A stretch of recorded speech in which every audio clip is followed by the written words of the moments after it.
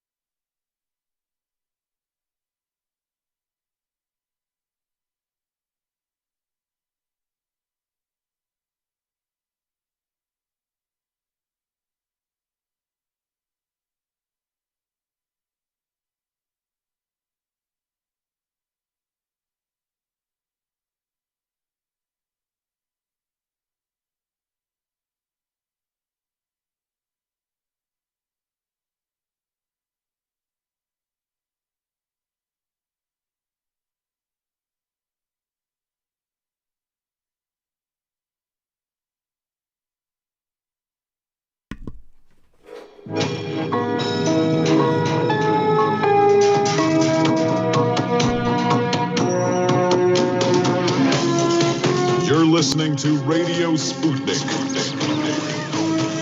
telling the untold.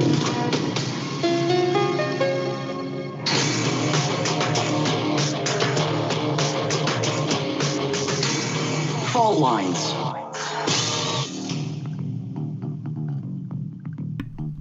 Live from the divided states of America, it is time for yet another 3 hours of the most disruptive show in American politics. In the politically independent corner, I am investigative radio show host Shane Stranahan. And in the left corner, I am the indefatigable, ever vigilant, a burning ember in the darkness, your political analyst, Jamarl Thomas. Together, indefatigable as ever, we are Fault Lines with Thomas and Stranahan. And indefatigable has a new meaning. I mean, getting up at routinely, this is normal for most people, getting up at 2:30, 3 a.m. on the West Coast here, it's weird. I'll tell you, it's been a shift. Some people have, they're night shift workers. A schedule is a schedule, but still, I just wanted to note. Struggle is real. It is, exactly. In any event, let's get straight into headlines. First up, in the morning, we do these headlines. We repeat them, sometimes with some additions and variations, at 9 and 8 a.m. Eastern, but we started off at 7. Next, we go into Jamarl's monologue. Then after that, we take calls, and you can call us 202-521-1320. That's the number. That'll be at about 7:15 in about 15 minutes. But first, the headlines. The United Arab Emirates and Israel announced Thursday that they are set to establish full diplomatic ties. This comes as part of a U.S. brokered deal that apparently required Israel to halt its plan, not to stop, but to halt its plan to annex occupied West Bank land sought by Palestinians. This is notable, again, not just for that second part, that Israel is at least halting its plan, has agreed apparently to halt its plan to annex some West Bank territories. It's also notable because the United Arab Emirates and Israel simply had not had full diplomatic ties. So in terms of the shape that region is taking, the Middle East, this is a big story. This is big for the world. In our next headline, also big for the world, arguably a little bit less so, but we'll see. The United States has seized 4 Iranian fuel tankers the country had been using to convey gasoline to Venezuela, defying U.S. sanctions in the process. The 4 vessels were seized at sea and are en route to Houston now. Senior administration officials will apparently meet them there in a few days. Those 4 tankers, by the way, were originally part of a larger convoy of 9 tankers, including 5 Iranian vessels, 5 Iranian fuel tankers. Until, by the way, all of the vessels were led by an Iranian naval intelligence ship until you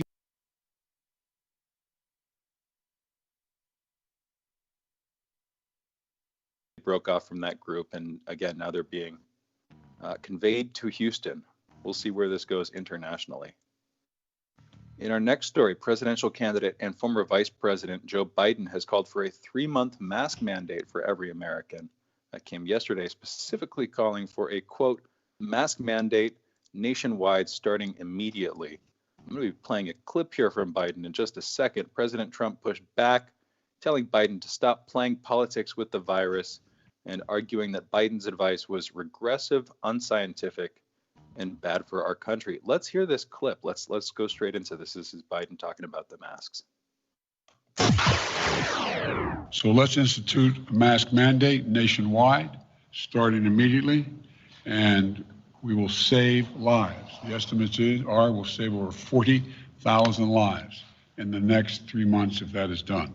He wants the federal government to issue a sweeping new mandate to law-abiding citizens. He wants the President of the United States, with the mere stroke of a pen, to order over 300 million American citizens to wear a mask for a minimum of 3 straight months. My administration has a different approach. We have urged Americans to wear masks, and I emphasized this is a patriotic thing to do. Maybe they're great, and maybe they're just good. Maybe they're not so good. But frankly, what do you have to lose? And that, again, was Donald Trump responding to Joe Biden. pushing a 3-month mask mandate. We'll come back and talk about this later, but that is the headline. In our next headline, yesterday, Trump's former lawyer, Michael Cohen, released a foreword to his memoir. That memoir is going to be titled Disloyal. In that memoir, again, his former lawyer, Cohen, accused Trump of committing tax fraud, watching golden showers in a sex club in Vegas, cheating in the 2016 election with Russia's help, lying to Melania Trump about his affairs, and perhaps most notably of all, wanting to become, quote, leader for life to avoid prison, end quote. Cohen, by the way, is currently in home confinement due to COVID after being sentenced to 3 years in prison. I will note there was some back and forth within the last couple of months over whether or not he should be released from prison, whether or not he should be allowed to go back into home confinement. There was also some details over his communications with the media. In any event, none of that has stopped him from releasing this book. Apparently, again, the forward out yesterday. We'll see what happens with this soon. In our next headline, yesterday, a federal judge ordered the Trump campaign to provide proof of mail-in voting fraud in Pennsylvania by Friday. This follows and is a response to a lawsuit by the RNC and the White House against all 67 counties in Pennsylvania over the state's absentee ballot drop-off sites in June. The judge, by the way, is Judge J. Nicholas Ranjan, a Trump appointee. And in our next story, Apple and Google have kicked the game Fortnite off their app stores after its owner, Epic Games, set up an alternate sales option in the apps, which cut the companies out of profits. I'm going to note here that Chinese company Tencent has 40% ownership of Epic Games. That's the company that owns Fortnite. I see this potentially to some extent as part of that wider battle, although on its own terms, in its own frame, it's definitely its own thing. Basically, Fortnite, again, added this option, sort of circumventing Apple and Google, basically giving players a discount for paying Fortnite directly, for paying Epic Games directly, and in the process, cutting Apple and Google out of the fees that they retain when people buy stuff through their apps. So anyway, that's the deal there. In our next story, Connecticut has issued its first fines on residents of $3,000 for violating coronavirus travel advisories from other states, with 2 residents fined $1,000 each for failing to fill out public health forms after returning from Florida and Louisiana, respectively. One of them was fined another $1,000 after his coworker informed officials he refused to self-quarantine for 14 days, as is required under the travel restrictions. And in our next story, more than 34 million people are under excessive heat watches as Death Valley, California, broke new records. Officials are warning that this heat wave could be more dangerous than usual due to the ambient humidity left over from the passage of Hurricane Aleta. Temps in Las Vegas could soar to 113 degrees with higher than normal humidity. That's the really bad part. While Phoenix could see its daily temp reach 115 this coming week, after a record-setting summer this year has left the city with 36 days reaching 110 degrees. And in our last headline, fires in Southern California started last night are leading to evacuations in parts of Azusa, that's just east of Los Angeles, part of the wider LA metropolitan area. Reportedly, the fire covered an area of 2 acres initially, quickly expanded within an hour to 500 acres, and then from there, within 3 hours total, had expanded to 2,500 acres. Last report Thursday night, the fire was 0% contained. It was rapidly growing, but we'll see this morning as reports roll out. And with that, you're all caught up. That's the news. You've listened to the headlines by Fault Lines with Thomas and Stranahan. And Jamarl, I see a hint. See, we have our own little thing, so sometimes we'll see what your monologues are, but I will ask the perfunctory question. What's the topic going to be today? What are you getting into today, Jamarl? I want to get into the COVID economy that I don't really hear anybody talking about. When you look around at our world, Jeff Bezos is going to supposedly be a trillionaire, in 6 years. You have the billionaire class, basically the owner class, that has done gangbusters, while 30 million people, or give or take, are accepting unemployment. Well, something looks weird in this, but it shouldn't look weird at all. What you're seeing is a trend in your economy that is being exacerbated and is sped up by COVID-19. with an ideology and a political system that is incapable of accommodating that change. What I mean is this. Right now, 4 of 5 transportation-related occupations that employ the largest number of workers involve driving and account for 35.7%. Now, that amounts to 3.6 million employees, and this has to do with driving materials back and forth across the United States. What is taking place, and there have been lawsuits over technology that basically transports. Basically an automated truck, an automated car that will go from point A to point B. You already see it for yourself that Google Maps basically take us from point A to point B now.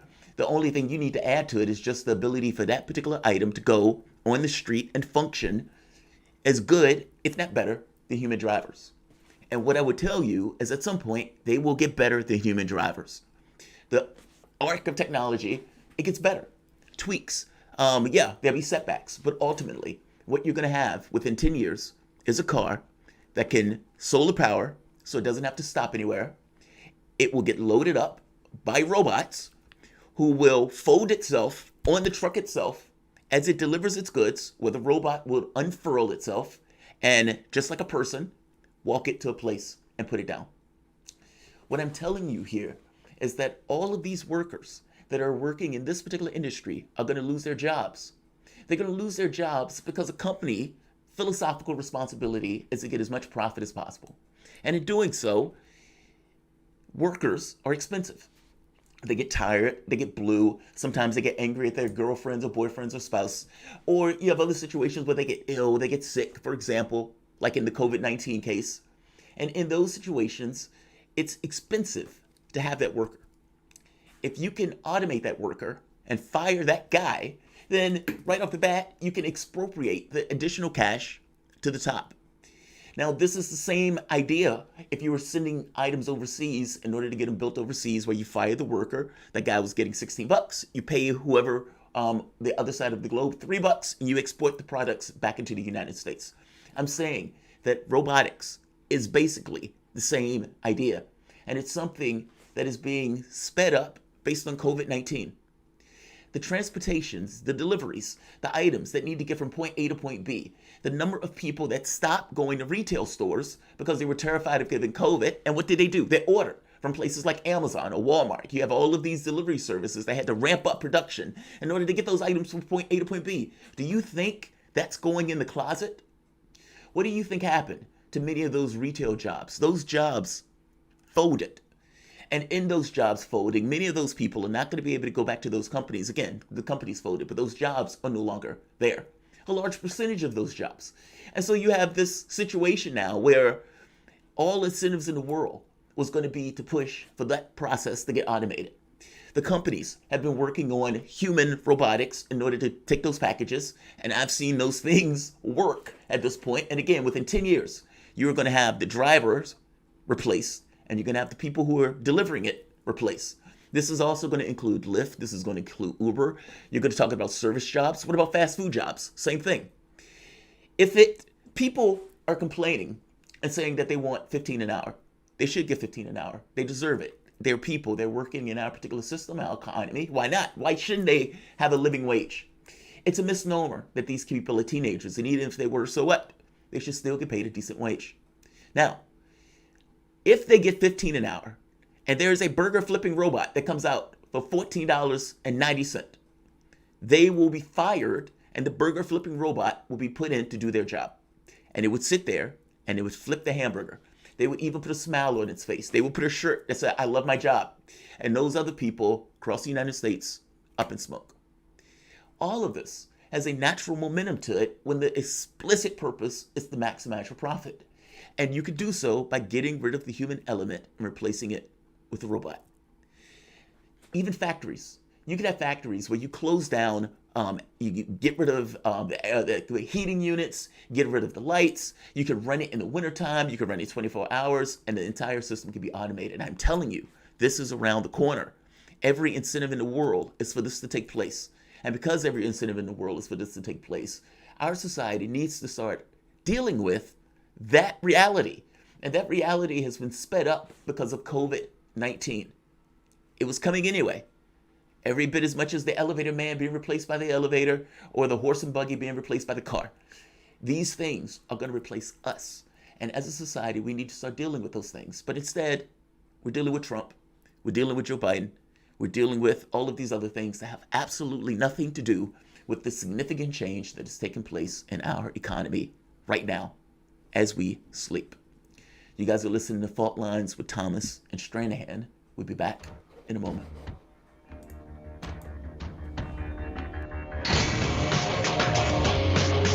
Fault Lines. Tune in every Friday to Loud and Clear with Brian Becker for a weekly segment of the worst mainstream media headlines of the week. They tell us what's behind the worst, most misleading, and funniest headlines from around the news with Steve Patt of the blog Left Eye on the News. Together, they pull apart the corporate media's bias, spin, and downright lies. Tune in this Friday and every Friday for the worst and most misleading headlines of the week.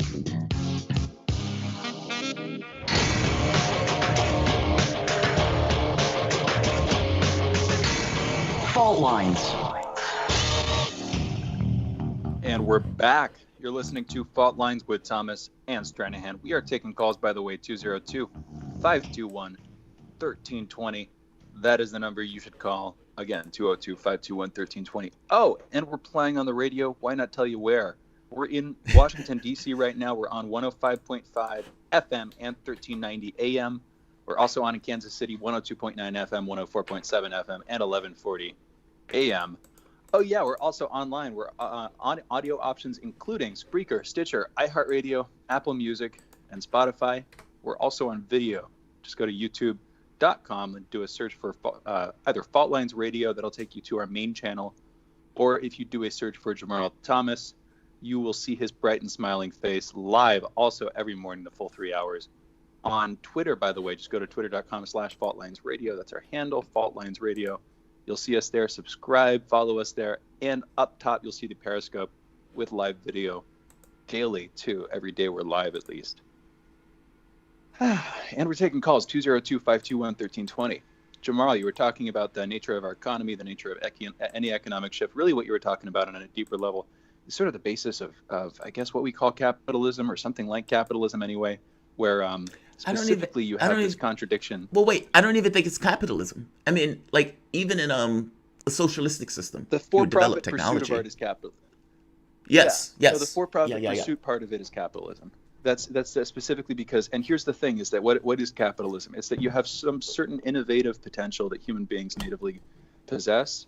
And with capitalism, you're trying to incentivize that by giving people, in some sense, who can capitalize on that invention, either the inventor themselves or other people, like ownership of the gains made from the uses of those technologies or whatever, something like that. Exactly. And I think part of the contradiction there that people see is, like you're saying, you have a bunch of workers who get outmoded by these new technologies, and those workers naturally have some resentment, and usually they're either pushed out or brought on for a lower wage, and the people who gain from their losses in wages by the use of these new technologies are the capitalists, the people who own those means.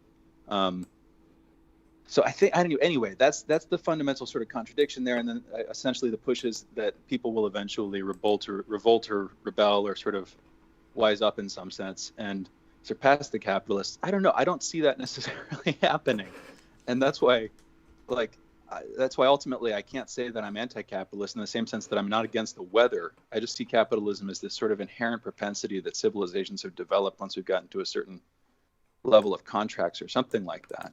I think the problem is that what you might have in response to it is some system of authorities that can restrain certain types of ownership, but it's this weird I'll put it like this. There's this weird old competition between the aristocracy, the monarchy, and the public, where the three would sort of fight. And you have the monarch or the king or the queen or whomever who's sitting on the high level, and then you have the aristocracy in between, who's really, it's oligarchy is another word for it. And then you have people, just the people as a whole, who are really the rest of us.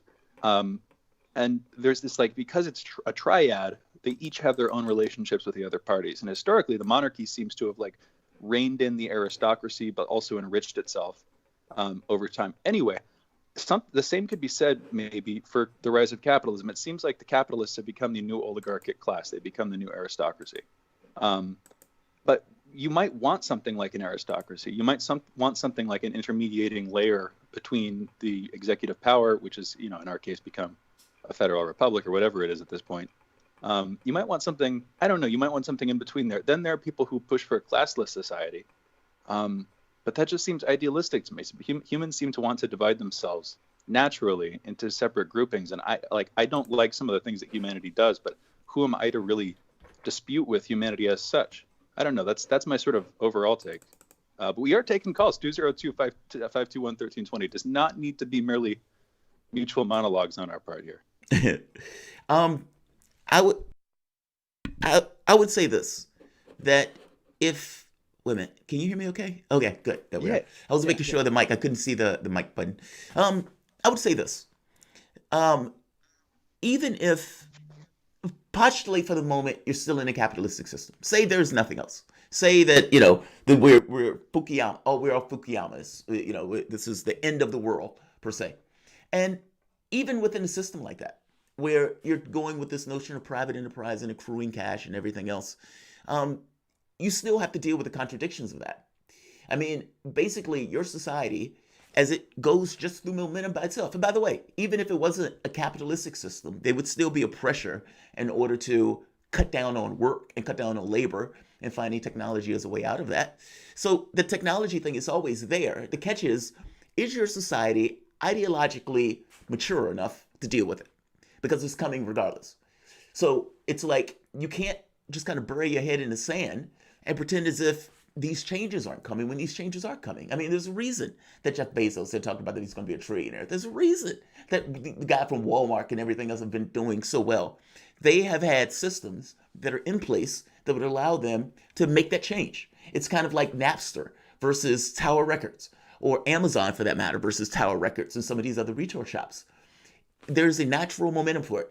If I don't have to hold a huge amount of inventory in a place, or if I could sit at home and order something and it comes to my door, well, I'm gonna do that. And not just do that, I've just gotten to push just based on the virus itself. And so you have, it's like when I'm looking at this human robot take a package up, you think to yourself that it's going to be military applications, that it's going to be applications where it's taking things up elevators. You may even have little drones flying into airspace and dropping those packages off. I'm saying that, however, whatever your world is, and you have a system that is based on people getting income and profit and everything else needed to find work, and you have also have this secondary factor in your society that a small percentage of people own the technological resources.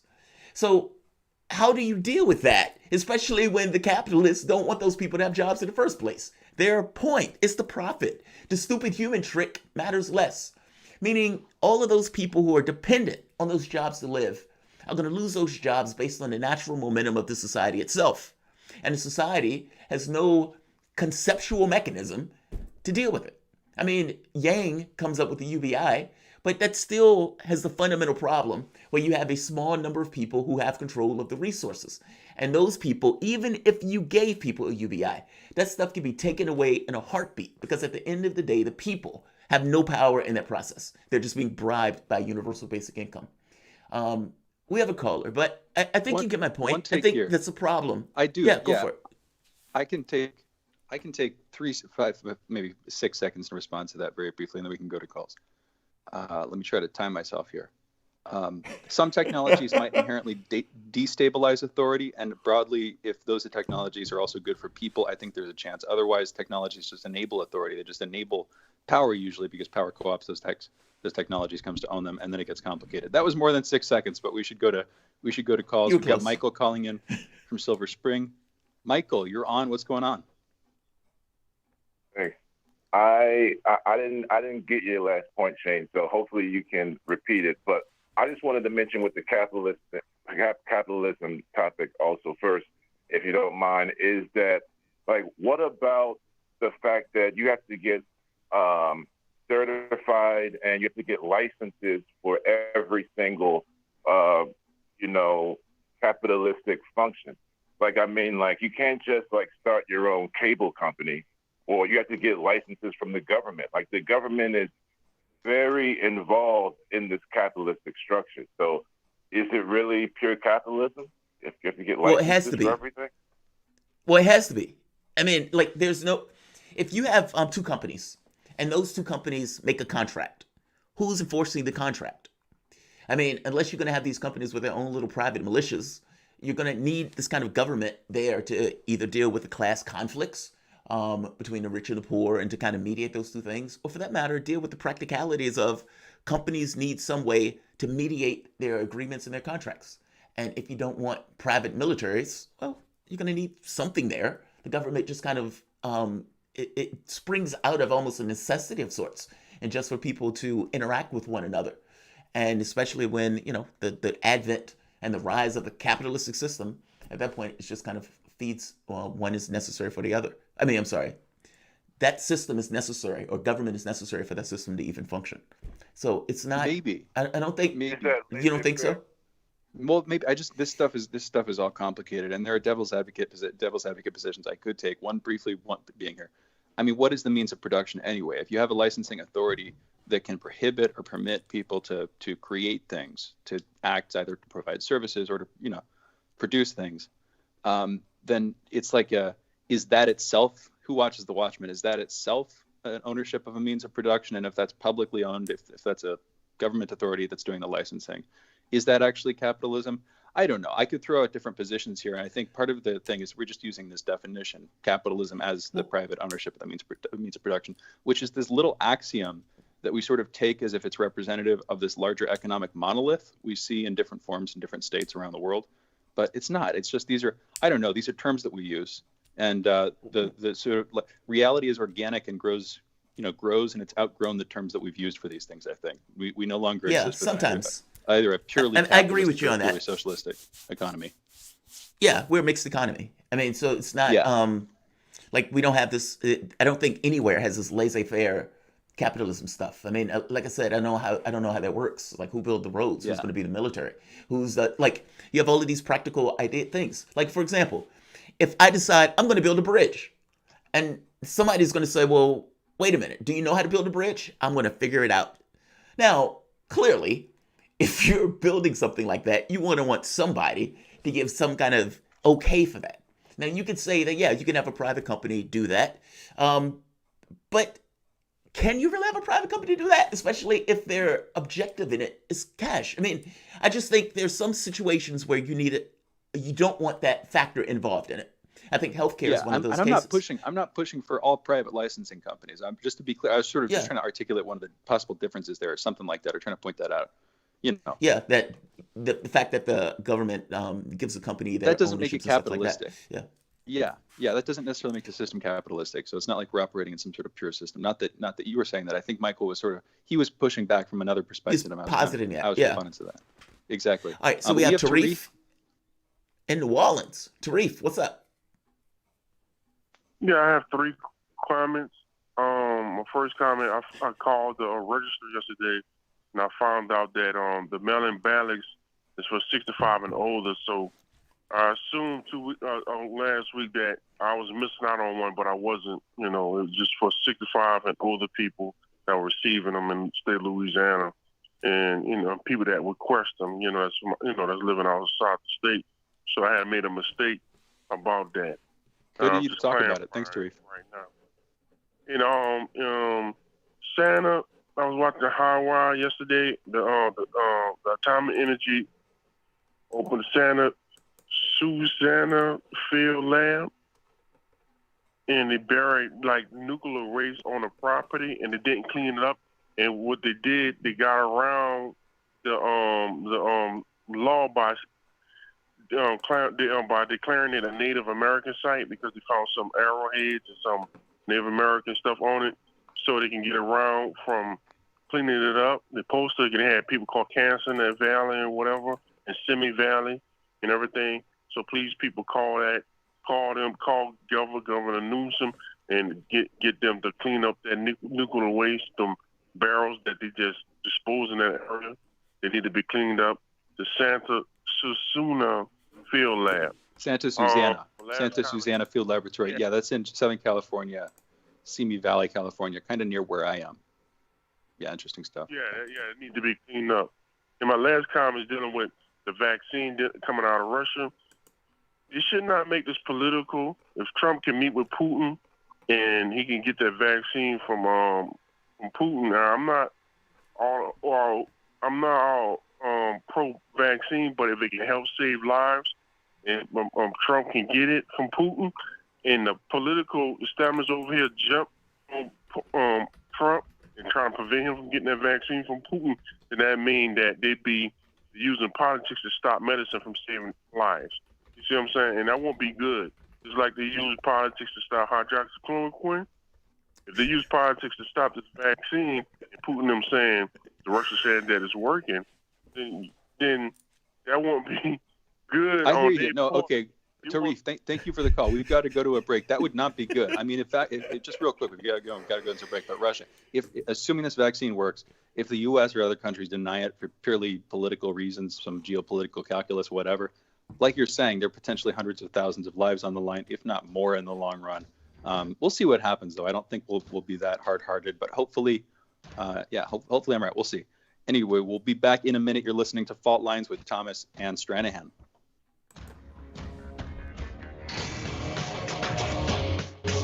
Fault Lines. You're listening to Radio Sputnik. By Any Means Necessary is your guide to the movement and efforts shaping the world around us, from mass incarceration. No longer am I interested in or concerned with prison reform. I am interested only in the eradication of prisons.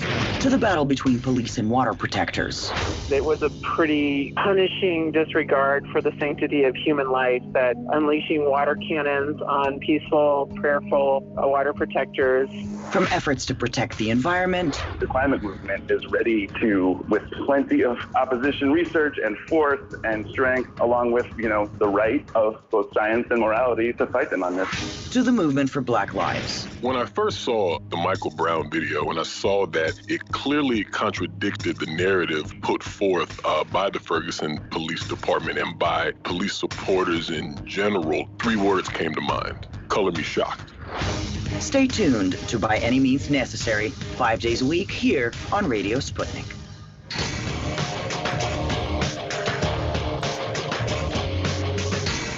Fault Lines. Welcome back to Fault Lines. My name is Jamarl Thomas. I'm here with my co-host, Shane Stranahan.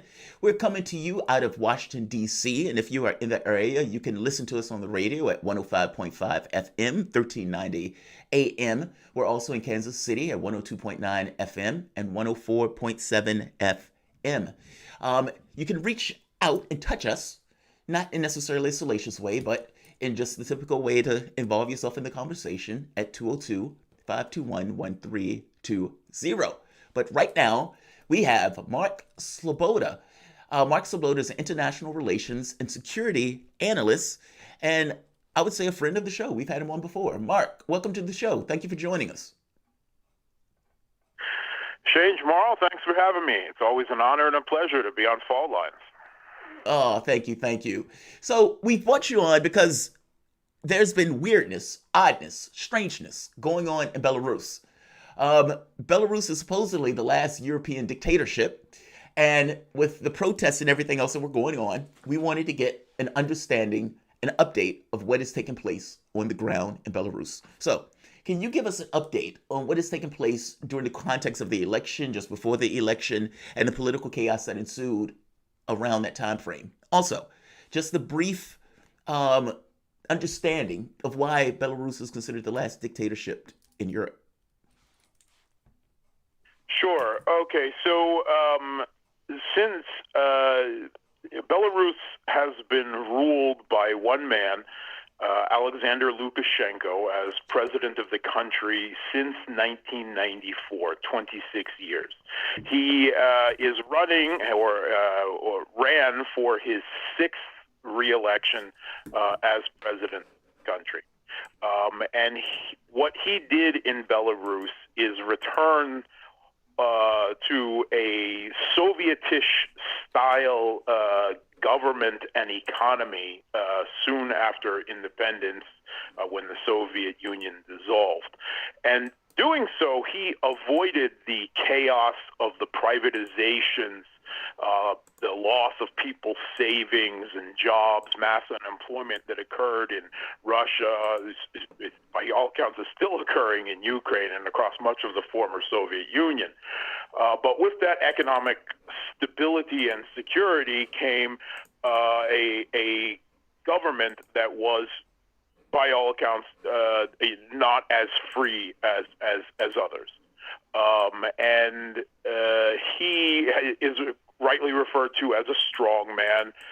The last dictator in Europe is often used in the West as an epithet for him. But there's no question that he did rule with the general consent for most of that time. However, his economic miracle has started to fade. And part of that is due to the Russians' ending of energy subsidies. These energy subsidies, gas and oil, help fuel Belarus's economy, and then the Belarusian government further took some of that oil, refined it, and then sold it on the West for a significant amount of capital, which it used to fund this economic stability in their country. And this was done by Russia for geopolitical reasons. However, Lukashenko has been flirting with the West and stalling on the Belarusian Union state, an agreement to merge the two countries over time, making the Kremlin unhappy. They ended the subsidies. Economic problems have really started to surface in Belarus. They can't meet their budgets. And then there was this ham-fisted, almost Trumpian handling of the coronavirus crisis by Lukashenko in the run-up to the election, where he proclaimed that it was just a flu and that playing hockey, drinking vodka, and driving tractors would cure Belarusians of the coronavirus. And that handling of it, that boorish handling, has also led to a rise of unpopularity. Now, in the run-up to the election, he basically removed from running the two most popular, with the greatest support, opposition candidates that were actually out of the establishment. One was a former head of Gazprom Bank in Belarus, and that was Viktor Babariko. And the other one was a former Belarusian ambassador to the United States turned high-tech entrepreneur, Valery Tsepkalo. They were basically on different pretexts removed from the ballot. And you didn't hear a lot about it until now because they were widely considered to be pro-Russian, or at least not anti-Russian candidates. There was also a liberal blogger who was removed. He was probably the third strongest candidate. His wife took his place on the ballot, and her name is Svetlana Tikhanovskaya. And opposition from all of the opposition candidates, the serious ones, coalesced around her. And they actually declared a triumvirate of supporters against Lukashenko. And by all accounts, there were large protests in support of her candidacy just before the election. Now, the official election results, there are no pre-election polling. There's no possibility to really judge the level of support that Lukashenko still has in the country. Now, he does still have some. The elderly, those fear losing their pensions and economic stability, the large number of state employees in the country who have the potential to lose their job under opposition privatization plans. There's a lot of people that do still support him, but it's impossible to judge independently where that support actually falls and how much has shifted to an anti-Lukashenko opposition behind this housewife who was running against him, Tikhanovskaya. The official Central Election Commission results recorded 80% for Lukashenko and 10% for this main opposition candidate, Tikhanovskaya. And no one in Russia, in the United States, really believes those numbers, that they are accurate or legitimate, and assume that it was rigged to some extent. And that has led to large protests of the country, which have been resulted in heavy-handed, almost sadistic at times from what we've seen police tactics against protesters, reminiscent of the crushing of the Black Lives Matter protest movement in the United States, or of the Catalonia referendum in the EU. It's that bad. And the main opposition candidate has fled the country, but is still calling for protests and now strikes against Lukashenko. And there have started to be nationwide strikes. It wouldn't be proper to overestimate them at this point, but they are spreading, and including at state companies. They're calling for an end to the violence and a new election under actual free and fair conditions. And these strikes have the potential to hurt the Lukashenko regime in a way that the street protests by youth probably never could. It will really undermine him. He still maintains control of the military, the security services, the political elite. Unlike Ukraine, there aren't a large number of powerful oligarchs to fund a protest movement and redirect it and use the media to increase it. And Lukashenko has basically shut down the internet in the country since election night. And Telegram right now is the only app that is really able to be used to communicate social media-wise.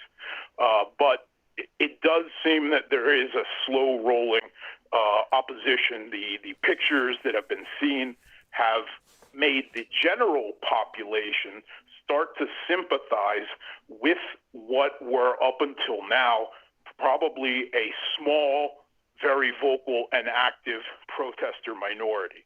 And now the government is in real jeopardy. Russia recognized the results of the Russian government, but they didn't really so much give him a congratulations as given him an ultimatum checklist of integration that would be necessary for him to continue to receive Russian support. And right now it seems with voices from Russian different political parties and from within the ruling United Russia party decrying Lukashenko, it seems that the Kremlin is hedging their bets at this point, much like the West that until at least the last day has been simply voicing concern, and everyone is waiting to see what happens because, of course, there are big geopolitical implications if this government that has been in power for 26 years falls. Mark, thank you. That was a great overview. I have like 3 sets of questions here, so I'm going to do something a little bit unusual. I'm actually going to go to a break early. I want to come back, though. I have a few questions here. I want to start with the U.S., and then I want to get into what you think Russia's response will be, particularly if the U.S. decides to get involved. It seems like within the past couple of days, Pompeo and other elements within the State Department have certainly been considering that. So maybe we can start there. But we'll be back in a minute with Mark Sloboda, geopolitical analyst. You're listening to Fault Lines with Thomas and Stranahan.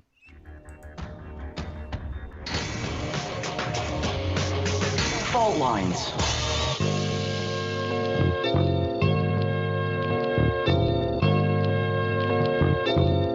What's the most important hour of the day? It's the Critical Hour with Dr. Wilmer Leon. On this show, we don't just deliver the latest headlines, we divide the real from the fake. Tune in to hear from some of the most brilliant political minds of today, get in-depth news and analysis that goes beyond the surface and dig straight into the details. Set your clock to the Critical Hour for a news perspective unlike any of those other guys. Tune in to the Critical Hour with Dr. Wilmer Leon, weekdays 6 to 7 p.m. Eastern, and catch us on Facebook Live. You're listening to Radio Sputnik.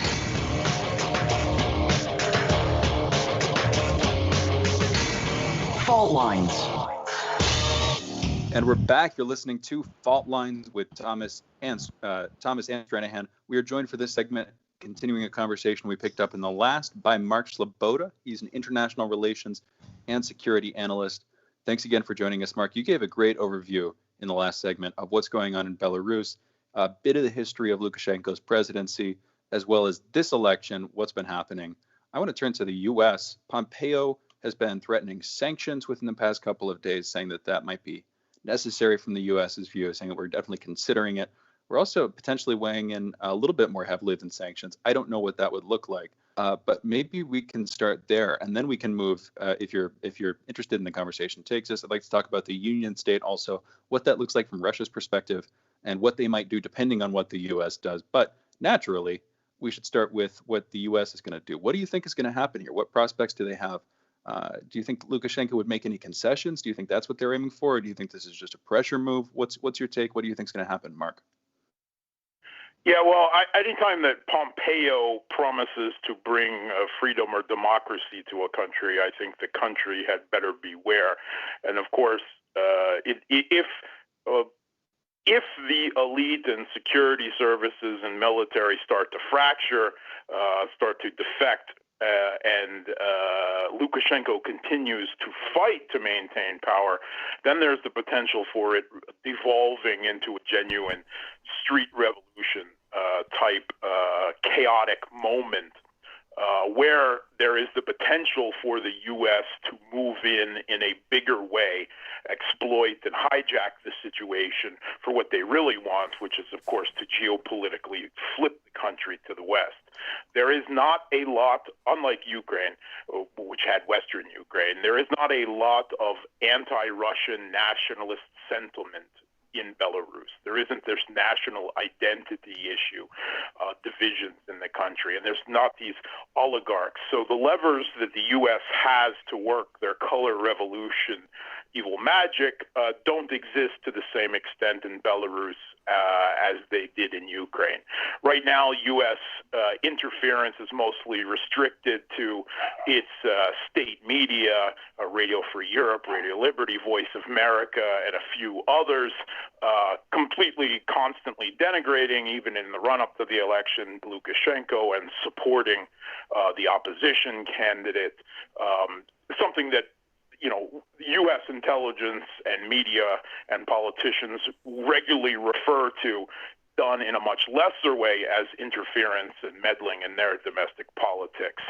But that and the funding of 30-some NGOs and organizations that have played a role in the protests, but not a huge one so far. That's been the extent of the U.S. interference up to this point.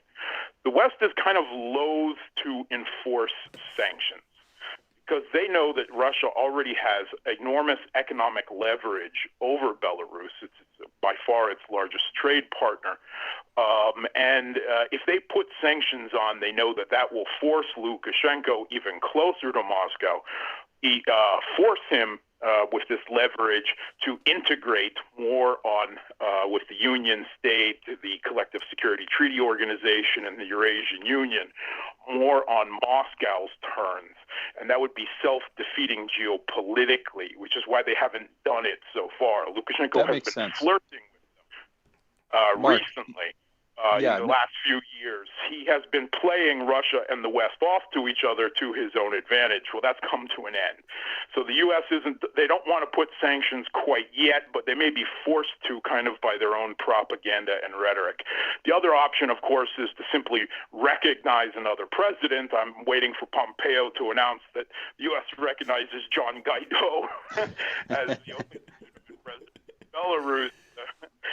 Failed to force them on Venezuela, but the U.S. is now looking to insert itself in a bigger way than it has up till now. That is of a certainty.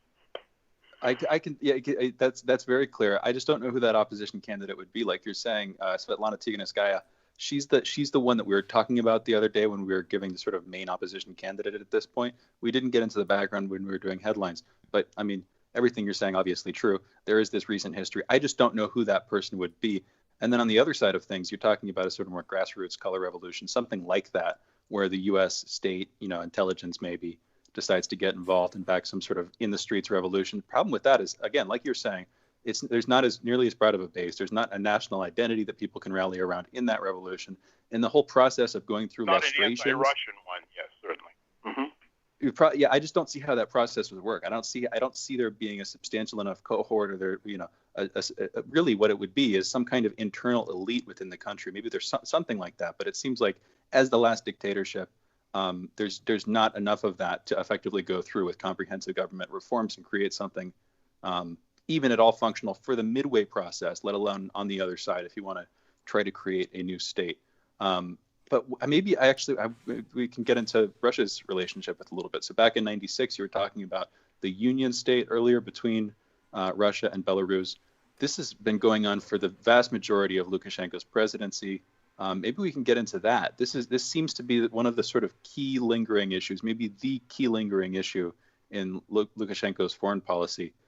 Do you see that happening? It seems like Russia, from what you're saying, is certainly pushing for it. What do you think the prospects are there? And what are some other considerations we haven't talked about yet in the calculus from Belarus's perspective?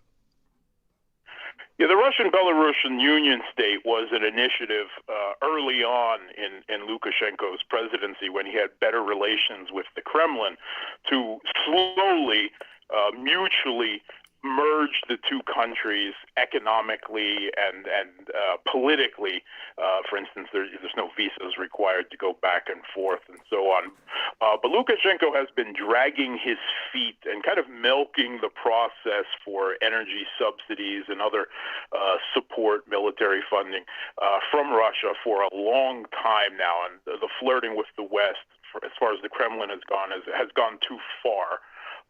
So they've kind of cut Lukashenko off the dole, if you will, and that has led to a serious worsening of the economic situation in Belarus. And there's lots of Belarusians who work in Russia and vice versa, and there isn't these big anti-Russian national identity issues for the U.S. or opposition to play off to.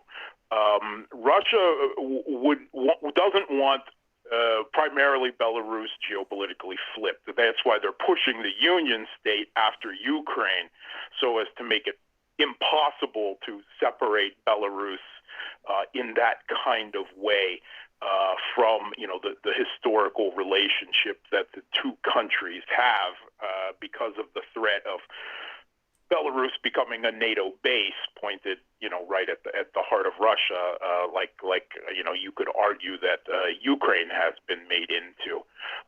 So that is a serious concern. But right now, the Kremlin is kind of playing a safe game, hedging their bets and relying on their economic leverage, no matter who comes ultimately to power, whether Lukashenko manages to hang on somehow with brutality and fear, if nothing else, which by a weakened Lukashenko,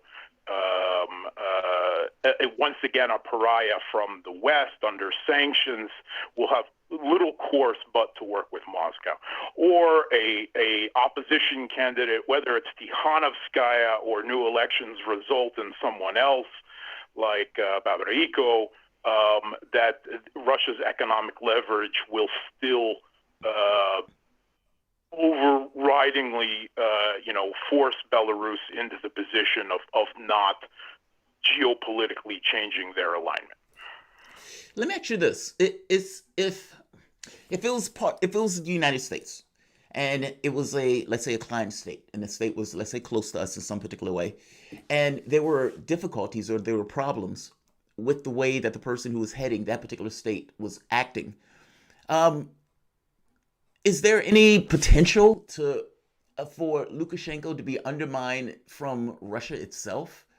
I mean, looking for somebody that is a bit more continuity in that particular role as opposed to having this kind of slow drag or just playing one off the other.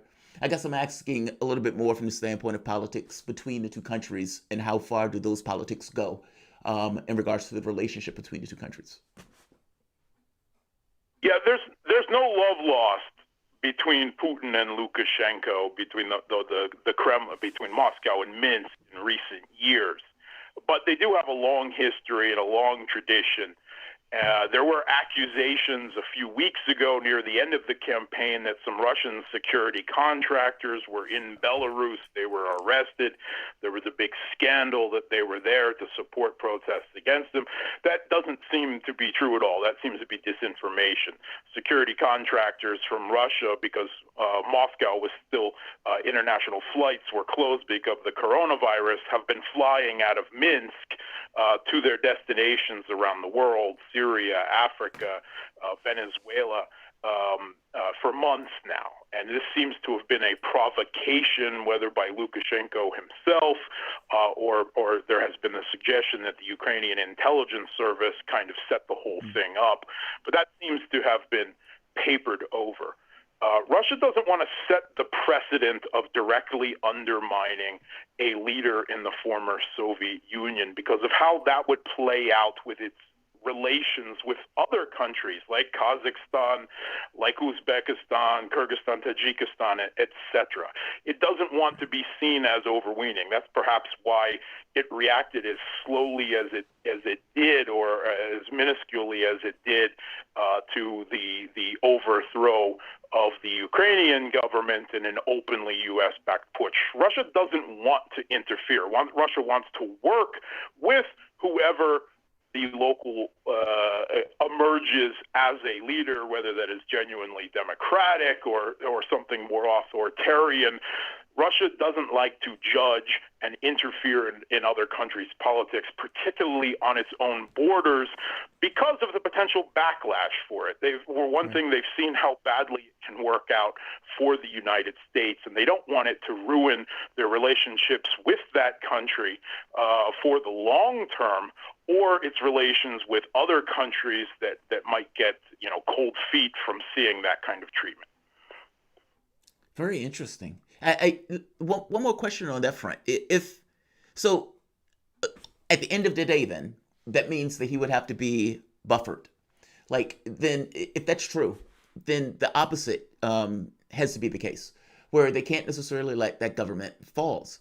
Does Lukashenko have anything in his power at this point to, let's say, cut down on the people that are angry and the people that are protesting outside of this kind of blunt force? And has he used anything other than blunt force to try to squelch the people who are in the streets?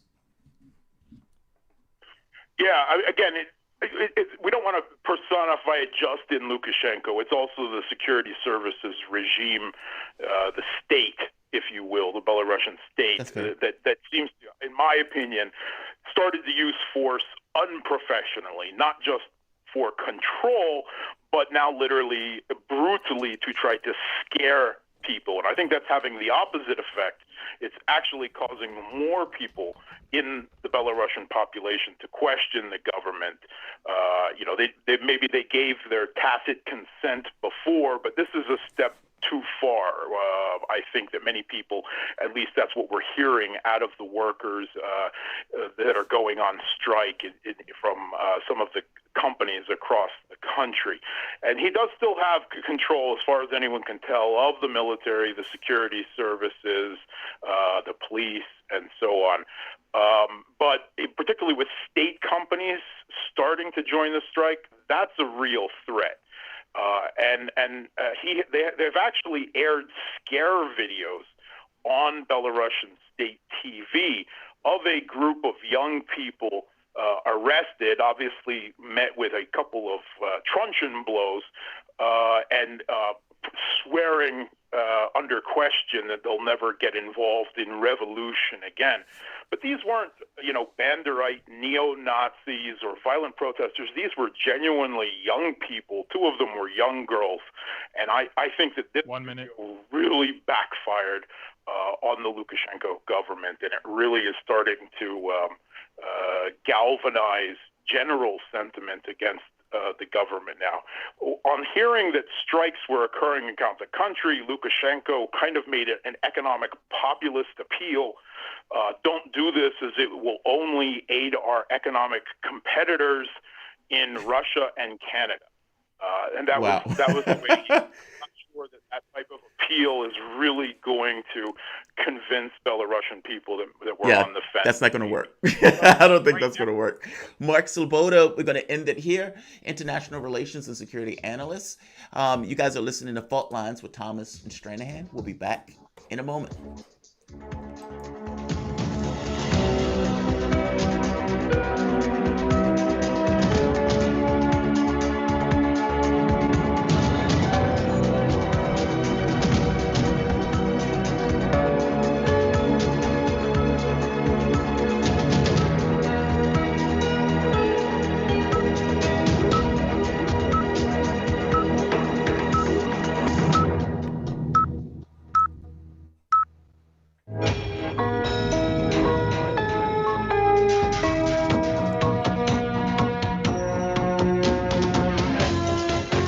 Listening to Radio Sputnik, telling the untold.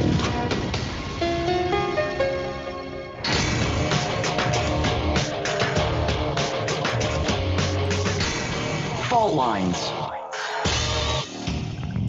Live from the divided states of America, welcome to your daily inoculation for propaganda. In the left corner, I am the indefatigable, the ever-vigilant, the last antibody to a sick and seizing political system, your political analyst, Jamarl Thomas.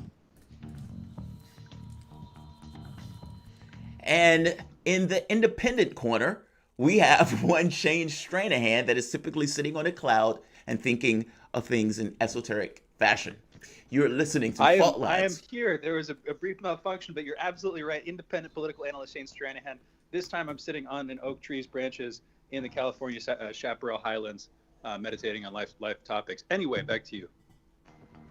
You're listening to Fault Lines with Thomas and Stranahan. No, I just assume a mic malfunction. You know, we've been doing the remote thing for a while, so I know how that works. Sometimes it's like you hit the button doesn't necessarily go. So I had you. I just was going to jump in. Let's do the news. In the news, the UAE and Israel announced Thursday that they're set to establish full diplomatic ties in a United States brokered deal that apparently required Israel to halt its plans to annex the occupied West Bank land sought by Palestinians. That, on some degree, is a betrayal, and oddly enough, in a deal that is directly related to Palestinians, the Palestinians were not necessarily included in the deal.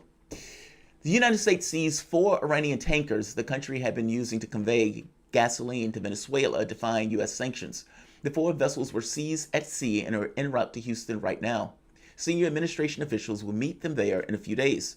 The 4 tankers were originally part of the convoy of 9 tankers, including 5 Iranian vessels, led by the Iranian naval intelligence ship, until the U.S. authorities contacted the owner of the ship. If that's true, that's a massive provocation and escalation. Presidential candidate and former Vice President Joe Biden has called for a 3-month mask mandate for every American, specifically calling for a quote-unquote mask mandate nationwide starting immediately. President Trump pushed back, telling Biden to stop playing politics with the virus and arguing that Biden's advice was regressive, unscientific, and bad for the country. It is the opposite of those things. Yesterday, Trump's former lawyer, Michael Cohen, released the foreword to his memoir titled Disloyal, in which he accuses Trump of committing tax fraud, watching perverse behavior in the sex clubs in Vegas, cheating in the 2016 election with Russians' help, lying to Melania Trump about his affairs, and of wanting to become a leader for life to avoid prison. Cohen is currently in home confinement due to COVID, after being sentenced to 3 years in prison himself. Yesterday, a federal judge ordered the Trump campaign to provide proof of mail-in voter fraud in Pennsylvania by Friday. This follows a lawsuit by the RNC and the White House against all 67 counties in Pennsylvania over the state's absentee ballot drop-off sites in June. The judge is Judge J. Nicholas Rajan, a Trump appointee. Apple and Google have kicked the game Fortnite off their app stores after its owner, Epic Games, set up an alternative sales option in the apps, which cut the company out of its profits. Shane notes that the Chinese company Tencent has 40% ownership in Epic Games, and the company that owns fortnight. I sat there yesterday reading an obscenely long article on this. It's fascinating, so we might want to get into a conversation on that. Connecticut has issued its first fines on residents of $3,000 for violating coronavirus travel advisories from the states, with 2 residents fined $1,000 each for failing to fill out the public health forms after returning from Florida and Louisiana, respectively. And one of them was fined another $1,000 after his co-worker informed officials he refused to self-quarantine for 14 days as he was required under the restrictions. More than 34 million people are under excessive heat watches as Death Valley, California broke new records. Officials are warning that this heat wave could be more dangerous than usual due to the ambient humidity left over from the passage of Hurricane Alita. Temps in Las Vegas could soar to 113 degrees or higher than normal humidity, while Phoenix could see its daily temperatures reach 115 after a record-setting summer this year has left the city with 36 days reaching 110 degrees Fahrenheit. And last, fires in Southern California started last night are leading to evacuations in part of Azusa, just east of Los Angeles and part of the wider Los Angeles metropolitan area. Reportedly covering an area of 2 acres initially, the fires quickly expanded to 500 acres within an hour and 2,500 acres within 3 hours. You're all caught up. That's the news. You're listening to Fault Lines with Thomas and Stranahan. So I have an article that is awesome. This came out yesterday, August 13th, CNN. Title: Pentagon to launch task force to investigate UFO sightings. CNN. The Pentagon is forming a new task force to investigate UFOs that have been observed by U.S. military aircraft, according to 2 defense officials. Deputy Secretary of Defense David Norquist will help oversee the task force, which is expected to be officially unveiled in the next few days, according to the officials. Previous efforts to look into the Pentagon dub's unidentified aerial phenomena were led by U.S. Navy, and many of the documented encounters involved their aircraft. The Department of Defense did not immediately respond to requests for a comment. Members of Congress and the Pentagon officials have expressed concerns about the appearance of unidentified aircraft that have flown over U.S. military bases, posing a risk to military jets. There is no consensus on the origin, with some believing that they may be drones operated by earthly adversaries seeking to gather intelligence rather than extraterrestrials. Now, here's the catch. The problem with that is the technology, when our pilots encountered that technology, looked like something out of this world. And it was doing things that our ships, our planes, could not do. And that many of those people who had all sorts of military clearances had no idea what they were. Now, the interesting part here is now that Congress has gotten involved in this, you have a bunch of reactionaries that are like, whoa, what are those things? You have other Congress members, Republicans, saying, if what you're telling me is correct, the physics of that stuff is not necessarily something we have here. And it will require a breakthrough of quantum mechanics, a breakthrough of electromagnetic or electroglytics. It would have all of these scientific implications. So you need to explain to us what this is, or at the very least, give us what you know about it, because this is a worrying concern. Now, even if you take off UFOs or whatever, or the extraterrestrial argument, that still means that there is some adversary on this planet with technology that far outstripes your own. And when dealing with it, it looked alien. That is a terrifying reality by itself. Now, the question, Shane, is which one is more disconcerting? It's us or it's not. Marco Rubio thinks it's a little bit more disconcerting that it's us. That's the interesting thing here. So, it is. I love that. Yeah, no, I mean, so I'm checking out specifically the article that you were mentioning there. I mean, he's saying in that article, I'm just going to quote here directly, if it's something from outside this planet, that might actually be better than the fact that we've seen some sort of technological leap on behalf of the Chinese or the Russians or some other adversary. End quote. Right, because they've left us to our devices. Because what he's basically saying is, we might have been visited for centuries, and they've never tried to take it. Meaning, they didn't attack Earth. They weren't trying to destroy Earth. And even these sightings, these things weren't intimidating sightings. And, you know, the idea of one thing going to somebody else's planet. We go to our other planets all the time. Nobody cared. What was it like if we would have went to Mars? There's something underground in Mars, some other civilization, and they blew us out of the sky. I mean, the provocations needs to be brought down. And we can't necessarily assume the logic based on how we engage with our other adversaries on this planet. That's why I think Marco Rubio is basically saying, look, if it's not from this planet, they haven't messed with us up to this point, I'm good with that. If it is from this planet, oh my God, because those adversaries are working for basically the same playbook that we are, in which case it's disconcerting to him. God, I love this. Because these stories have been coming out more and more and more often. The New York Times, the CNN, the people who were part of the program that was initially going on, the outing, basically saying that the program is still going on, the ATIP program. It's ducked into another agency. It just seems like there is a concerted effort by somebody or some group to get this information out and make this information that much more obvious to the public. And maybe it's a two-step where you release just enough that you can pull back if anything goes bad, or the public doesn't accept something well, in which case the public flips out. But I think the thing that people need to be okay with, especially from America's standpoint, is living in a situation where you don't have full understanding and power in the process. That somebody could evaporate your civilization with a button, and you have to be okay with that. You don't have full control and power where you can dominate in every situation, especially for something like this, especially when the information is so... We've been that way for 70 years. You think so? We've been...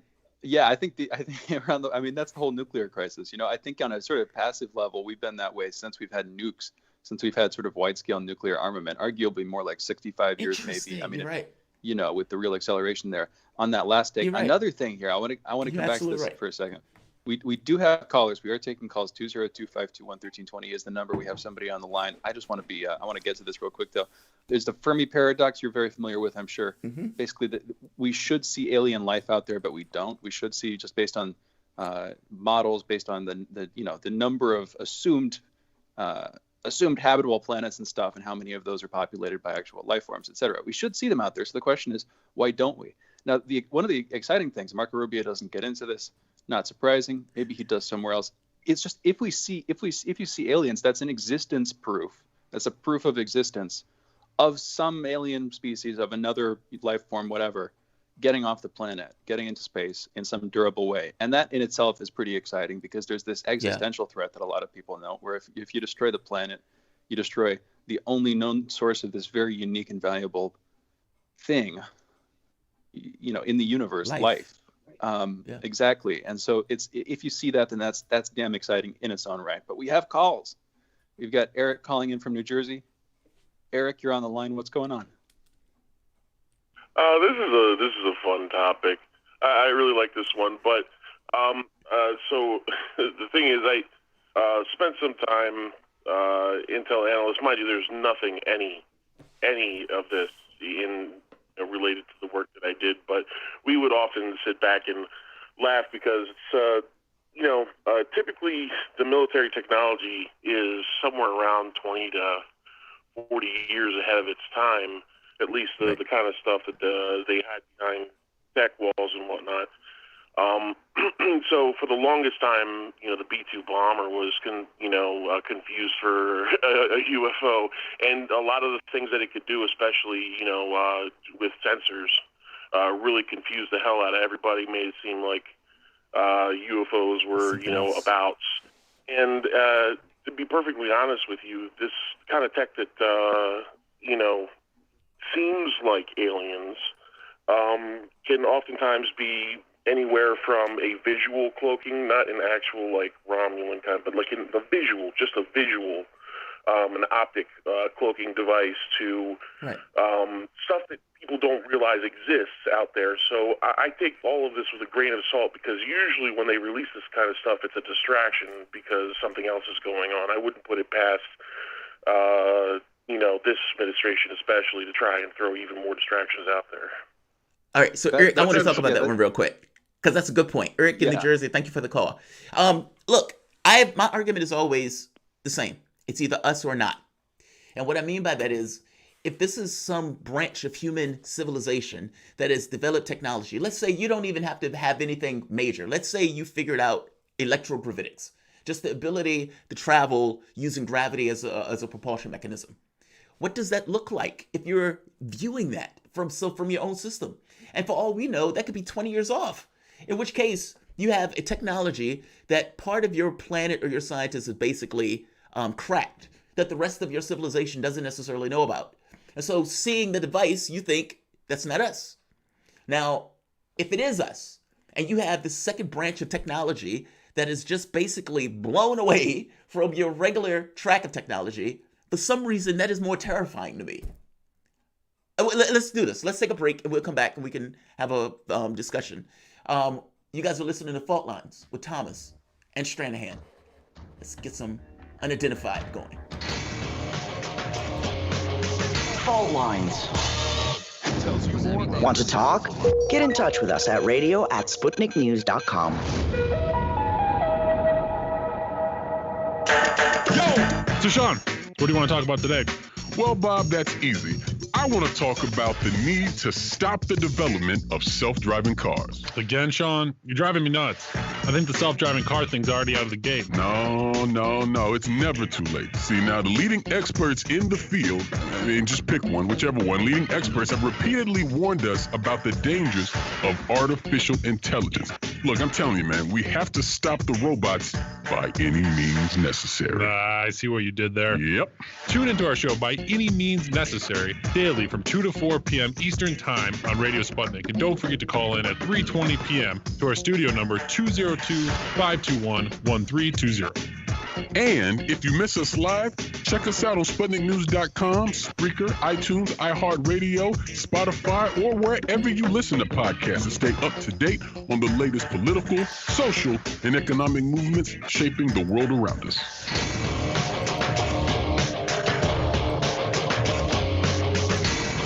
Fault Lines. And we're back. You're listening to Fault Lines with Thomas and Stranahan. We're taking calls this segment, 202-521-1320. Again, 202-521-1320. I want to come back with this real quick. We were talking about the Pentagon launching a task force, this CNN article yesterday. Pentagon launching a task force to investigate UFO sightings.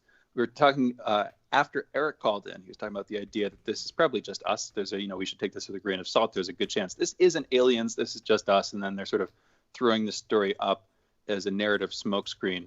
I mean, one piece of evidence I would say for that, I would take this as a small piece of evidence.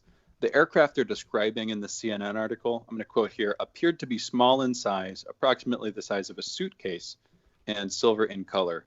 That's the end of the quote.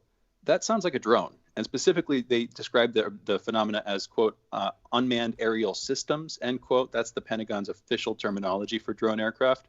So from the perspective of this maybe not being aliens, but this just being, some high-tech thing that we either know about or don't and are offering up to the public in some way, that could also pan out. I could see that. Now, keep in mind, though, that it's not just one craft. It's a litany of craft. And yes, it's many pilots. Right. A lot of pilots have been seeing these things. So it's not just one or the other. And pilots have been seeing these things for decades. And not just decades. Like, when you're talking to Luis Elizondo, or you're talking to some of the people that were part of the technology group that was investigating this stuff, they were coming up with equations, models, all of these things in order to explain the behavior of the various different shapes and the various different craft. And that went beyond just these 3 videos. The 3 videos that the Pentagon came out with was just apparently a pittance in regards to the amount of information that they had at their disposal from observing these various craft. Now, they had the ability to talk to the pilots, not to mention the company itself. A lot of technology from what we do in regards to how we get around exposing that stuff to the public is by putting it through private corporations. The freedom of information will work in regards to going into the government itself. It will not work if the government is partnering with a corporation and that corporation has access to those particular files and that information and that data, or for that matter, that technology. It's a way of keeping it out of the hands of or prying eyes of the public. Look, like I said, I am more terrified by the idea that there is a separate track of technology that these guys have that have gone that significantly far. And like I said, it might not even be a huge jump. It could just be something that one group of scientists working on a problem have understood and have been able to leverage it for some level of technology or technological advancement. I have to be honest, I don't entirely believe that. Why is that scary? Why is that scary? Because it gets dystopian very, very fast. Because it gets dystopian. Because it means that whoever is trying to push this information out is doing so entirely to get this technology or some tract of this out into the public's eye. And that also means that they're using aliens to cover it up. So it's basically, here's new technology that we don't want you to know about, or technology that we want to expose. And then the question becomes, why now? Think about what could come to pass in regards to technology. You can talk about like a platform that floats using electrogravitics constantly, 24/7 around the Earth, and can drop a ballistic on any particular point around the globe at any particular point with a press of a button. Like it gives you the level of technology that we're talking about is astonishing, and the destructive potential of it.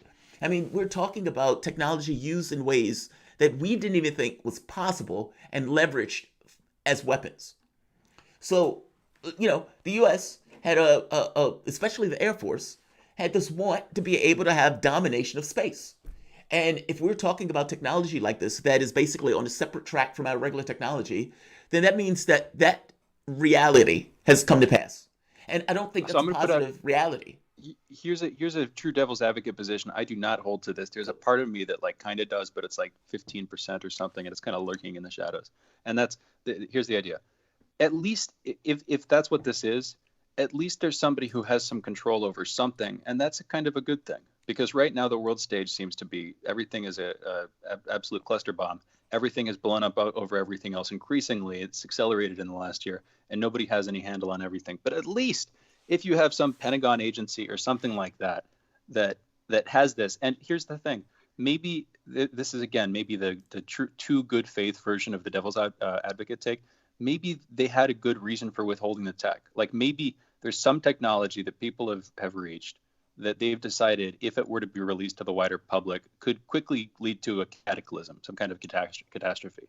And they, in all their wisdom and prudence, have decided to withhold it and have now deigned to reveal it to the public, to us. That could be, there's something in there that could be true. And if that's the case, then that's actually kind of heartening that we have somebody who might have some semblance of perspective on the high level. What's your take on that, Jamarl? If that's true, okay, well, I could believe that if I didn't analyze politics. Like, so when you think of people like Marco Rubio, and you think of people like, I don't know, pretty much Democratic Republican Party, the modus operandi and the way that they operate around the world, does that give you cuddly feelings? Like, do you think the undermining of Venezuela and all of the people that are being killed because of the sanctions, or for that matter, the undermining of Syria and the people who are dying because of the sanctions or because they were killing the food, the bombings of Yemen, the using famine, do you think that the way that people behave right now, our political leaders, are going to come to some good outcome with something like this where it is entirely in the black? I don't. Now, if there is an intelligence, right? But if there's an intelligence service in, like, somewhere, the shadows. Yeah. Well, but I get it. If there's an intelligence service somewhere. Well, no. I'm trying to give you the benefit of the doubt on this to say that, let's say you were right. Let's say that either the Roswell crash, let's say some other retrieval came up and they were able to get materials, and they came to the conclusion and said, we can't show this. The public is not ready. The public will tear itself apart. Now, my understanding, there were certain people in the military that had the idea that these were demons. And if that's in the military, then that's clearly is going to be in the public. Meaning, there are people who don't deal with this in a scientific way. Like, if you remember in one of the first episodes of Star Trek, the Picard one, and Q showed himself, Picard said, what sort of being are you? Picard didn't fall to his knees and worship. It's the difference in perspective, right? Something comes to your shores from a planet, and you say, what sort of being are you? As opposed to, those are demons, and we need to point our guns at those things. And so you could honestly look at the public and say the public is not ready. The public can't deal with it. By the same token, you just argued also early on that I actually agree with you on, that we're talking about a society that was living under nuclear threat, where Kennedy kept making this argument that there was a missile gap and that at any moment they could be, evaporated in a hail of fire. And so if they could deal with that reality, could they have dealt with the other reality that there's something else also out there from our shores? I look, those are fascinating questions. And you can make an honest case and said, those people don't know the answer to that, and you can't take the chance of putting that information out there. Yeah, well, I mean, and another way to view this is it's not just the public, it's also the elites, whether the elites would be able to handle something like that. Elites in any country, because again, it would be a sort of worldwide response and things could escalate. I don't know. This is a larger conversation. And well, also it destroys technology. We'll see what's up? It destroys industries. Well, it destroys industries. Like oil and gas it disrupts everything. Goes up in smoke. Totally. Religious beliefs. Star Trek itself, up for grabs. Like just real quick, Star Trek, the TV show, was itself kind of, I think, a moral response to that question. A lot of the ideas that were brought up originally in Star Trek and that were borne out in its later incarnations really had to do fundamentally with that moral idea, like with immense power, with immense technology, how are we going to work out some sort of egalitarian, and you can, if you step out of the story and bring it back down to home for a second, it's the internationally, how can you have this international compatibility between different cultures and different political entities and stuff? And that's what the Federation is in some sense, an attempted resolution after, the United Nations, all these other, you can see that the parallels there. And it is an open question. We are, by the way, we have about 4 or 5 minutes left in this segment. We're taking calls 202-521-1320. Yeah, I agree with you. That's exactly what it was. It's trying to deal with, look, the original series where you had all of these people on the ship, a black woman, I think it was a Russian on the crew on the ship, Sulu, Chekhov, all these guys, was because they wanted to kind of make this point of, as a united planet, Earth can do whatever it needs to do to deal with these issues. And that's a flat fact. We were talking about the automation earlier. Well, technology is your way out. I mean, we have the capability and the resources right now, in 10 years, where everybody on this planet can have something to eat. Everybody on this planet can have a roof over their heads. Everybody on this planet can go to schools that they need to go to maximize their education. I'm making the point that your world could fundamentally change using technology as the way out. You can never do that under the system where it's owned by a very small number of human beings.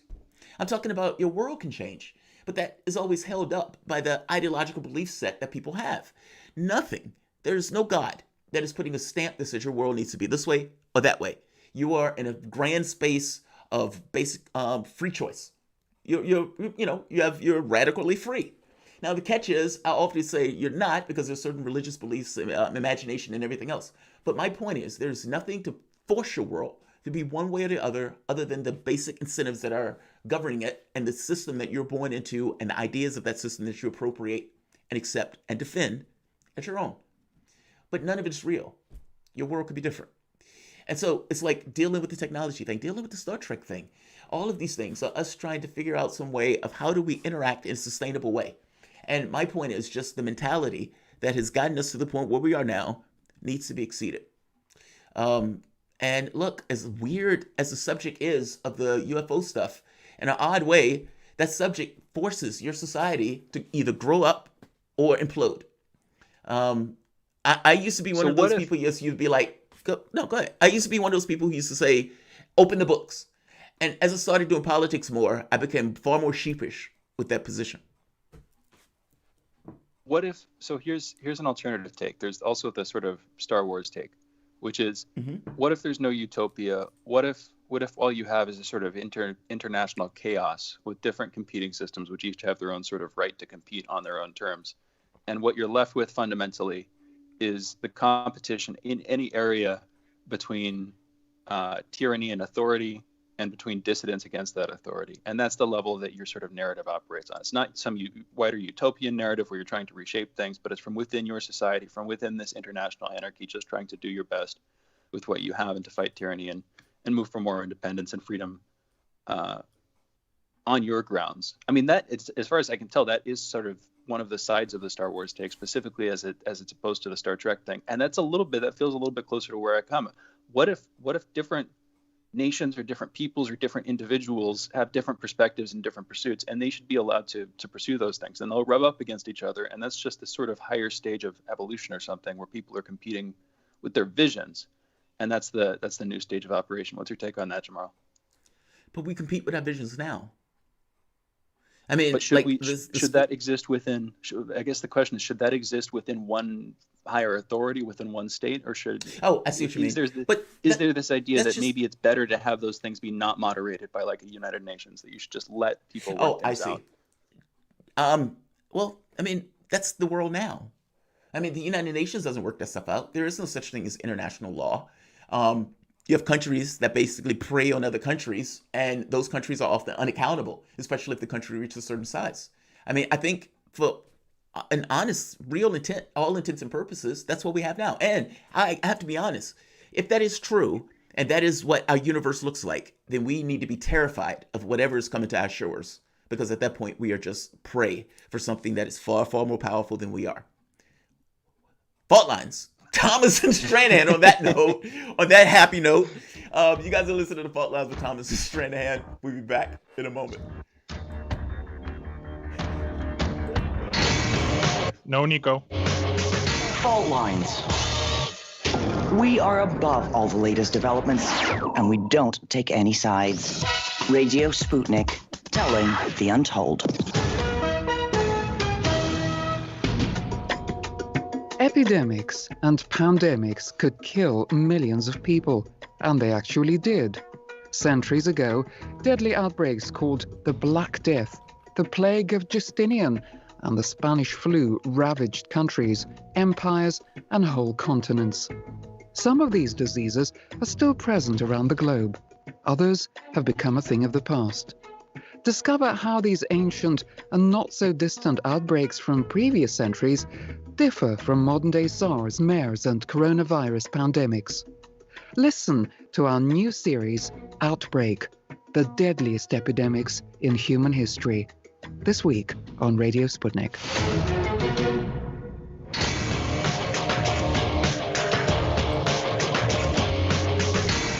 Fault lines. And we're back. You're listening to Fault Lines with Thomas and Stranahan. We are bringing Nico House on. He's going to be on in just a minute. For everybody listening, we'll be bringing him on in a minute, but he's a political activist and broadcast journalist, founder and CEO of the MCSC Network. We'll get back into that in a second. We're going to be talking about a Biden-Harris administration and the 2020 election, them going up against Trump, but also what a Biden-Harris administration would look like. Might take more of the same from 2016 and before, more trying to, if they get in, they would be trying to basically undo a lot of the stuff that Democrats were angry about in the Trump administration, secretly pushing through a lot more bad things for their, interest, for their corporate interest and political interest, and pretty much just carrying on the Obama-Clinton policy. I don't know. What's your take, Jamarl?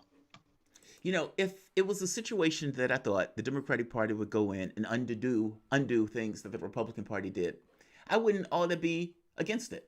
But the problem is they instantiate it. They don't go through and get rid of it. They often go through and manage it. They make it that much more part of the system. When George Bush pushed through those tax cuts, the Democrats bellyache from pillar to post. Oh, these are so horrible. They're so bad. They're cutting our tax. And then what did Obama do? He enshrined 83% of them into law, so they couldn't sunset. And so it's like they complained about a policy, then made that policy law. Why? Because the people who are basically funding the Republican Party are basically the same people who are funding the Democratic Party. And just because they bellyache all about this stuff doesn't necessarily mean that it is legit from an ideological point of view. Oftentimes, it's just there for political theater of it all. So in the attacks on the post office is another good example. They go after the post office. They try to destroy the post office. You would think the Democrats will come in and make it whole, and they don't. And we had the gentleman on the other day making that point that much more clear, how Obama was basically letting it die on the vine without necessarily replenishing it and strengthening it. Something that if you're on the left in any measure, especially from the standpoint of what the public loves that organization, you would do. And they don't. So I don't think that it's going to be this kind of turnaround things that I think people think it is, that Democrats have been bellyaching about. I think their donors are going to be perfectly okay with the items that Trump put in office. There may be a little bit of rollback for, party image and everything else. But in real material terms, that it's still the same thing. The face of it has just changed. I think the issue with Trump is that he rips the face off of America and shows the flaming skull. And Biden gives them basically the face put back on the flaming skull, if you could do such a thing. So I don't, I don't have this kind of great expectation for these two if they were able to get in office. And there was something else about this, by the way. These guys have gone on vacation. Like, they've basically have taken the vacation while all of these other people are basically left in the lurch without having any capability of paying for basically even their rent. Trump, believe it or not, is getting accolades from the public for doing those executive orders. Now, this kind of goes because it makes sense.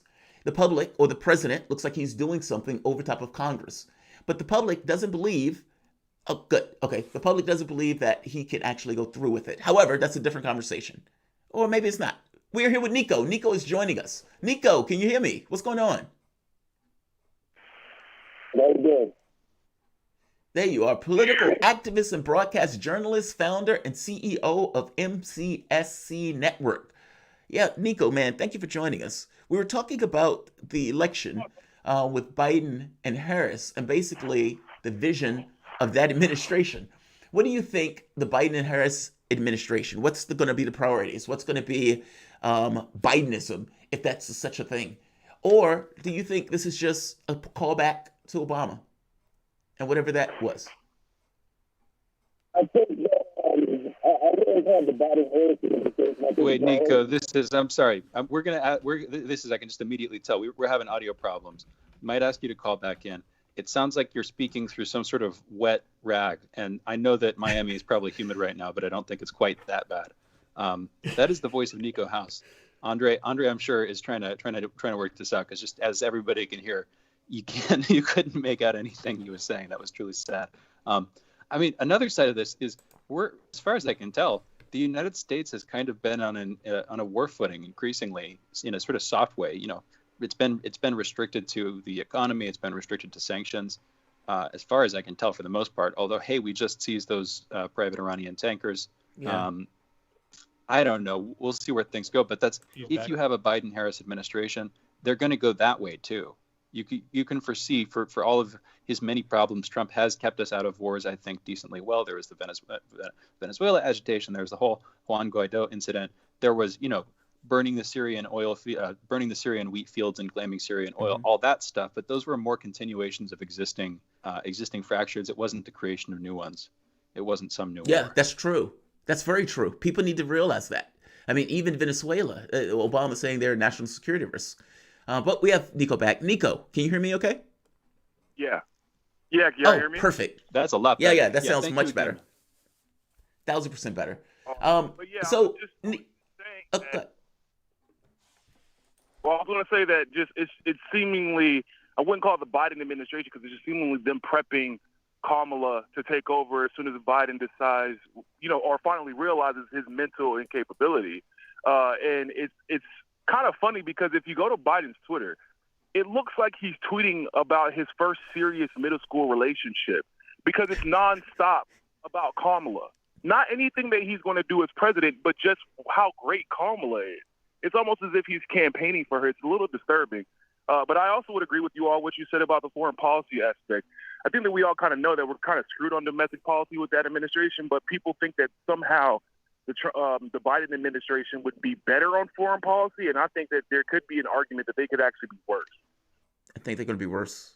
Yeah, I think they're going to be worse. I would make that argument. But I think, it's an easy argument to make. They're not going to. Trump has basically, whatever you want to think of him, it's like that one thing less to not have a war. Like meaning maximum pressure without going over. I don't think Biden has that. And I don't even think Kamala Harris has that. I mean, from the standpoint of Israel, they're just as hawkish. From the standpoint of Venezuela, Donald Trump has, or at the very least, Joe Biden has made tweets and has said things that is to the right of Trump.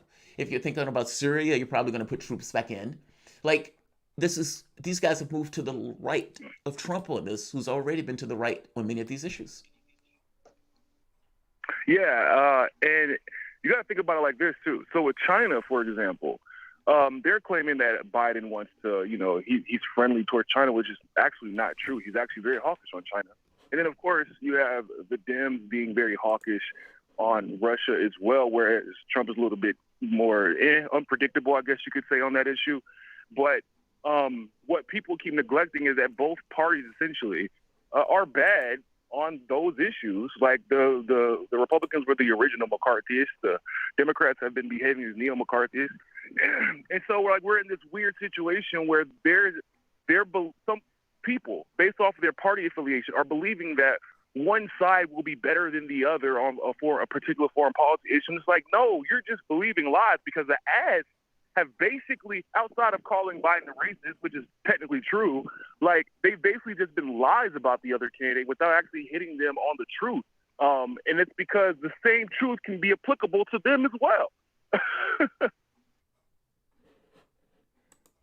Yeah, Nico, another side of us here. So yeah, just another quick side. This is super easy to hit them on. This is the easiest thing to hit either Biden or Harris on. But it's the criminal law, the judicial system between the '94 Crimes Act, again drafted by Biden, and between Harris's pretty poorly received roles as both AG for California and district attorney in San Francisco.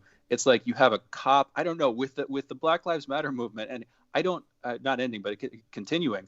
I don't see how this is at all in sync. This seems like, again, Trump was just sending unmarked federal troops. He got huge international, not just national, but international pushback for that. On the other hand, on the other side of the aisle, on the other ticket, you have these two. So it's just these huge ruptures. I don't know. What's your take on that aspect of it, Nico? Man, what's scary about Kamala is that people have no idea just how ugly that rabbit hole gets as you go down and when it comes to Kamala. For example, the DA before her, his name was Terrence. I want to say it's Harleton or Harlan or something to that extent. But basically, he was trying a bunch of pedophiles, mostly Catholic priests, and sex offenders prior to Kamala taking over. And it seems as if Kamala was actually put in that position to stop it from happening. Because the moment she got elected to DA in San Francisco, she resealed all the investigations. So not only did she not pursue those investigations or continue the investigations or the prosecutions that some of them were under, she made sure no one had access to it, and the office completely blew off the victims right after the Supreme Court got rid of the statute of limitation for prosecuting sex offenders. So the woman is bad on all accounts, and it looks like basically on the back of the 94 crime bill continued pushing Biden's agenda before she had ever even, that crime bill was passed in 94, right? So she wasn't even in a DA, and she was barely an attorney yet, but by the time she was still there, the ramifications were still being felt by the people of San Francisco and California under Kamala's reign. And I don't think that's going to change. In fact, she made it very clear during the debate, right? She kept saying justice is on the ballot, and I believe her 100%. I believe her. I don't think she'll handle the protests any better. I think that she'd actually probably be just as bad, or if not worse, than Trump, because she would do the thing that Obama did to us, which is, oh, I care about Black lives so much. Look at me, I'm Black too. While she's literally doing the same type of on-the-ground interference that Obama was doing, where you've had contractors abducting people in Ferguson, abducting people in Baltimore. This was a normal thing that was happening, but nobody was paying attention. I think that it could end up going back to more of the same if they get elected. Nico, you bring up a really good point, where you kind of make this case that says, look, just because somebody is put in a position and has a particular identity doesn't necessarily mean that they're working in your interests.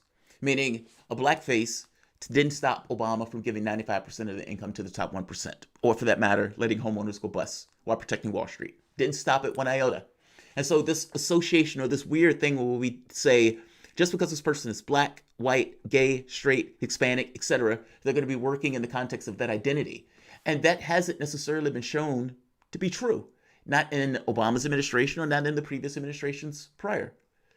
That's what it seems like you were hitting on, correct? Yeah, 100%. I mean, and it's not even just a black thing. I mean, there are some presidents who ran as being the white working class representative, and they've passed laws that were, just demonstratively opposite of that ideology. Right. So it's a thing that we've seen it's a very, very common theme that we've seen in the presidency. But under Obama, I feel like it was particularly nefarious because, like you said, man, he was very, very obviously trying to play into being black in order to help people ignore what he was actually doing. I mean, gentrification skyrocketed under Obama. The racial wealth gap skyrocketed under Obama. And it wasn't like he was passively allowing this to happen. The policies that he was implementing and fighting for were pushing for these things to happen. And so I'm worried that under Kamala, it could be worse. I even did a video almost a year and a half now, basically saying that Kamala is white supremacy in its final form. This is what it looks like. It isn't going to be an old white guy in a KKK hoodie. That's not what it looks like anymore. We're going to co-opt you, make you think that you're fighting for yourself and saving yourself, but you're actually just digging your hole even deeper to a degree that you won't be able to get out of it. That's basically what Kamala Harris represents. Nico, we got to take a break, but we're going to be back continued with Nico House. You guys are listening to political activist and broadcast journalist, founder and CEO of the MCSC Network, Nico House. Fault Lines with Thomas and Stranahan. We'll be back in a moment.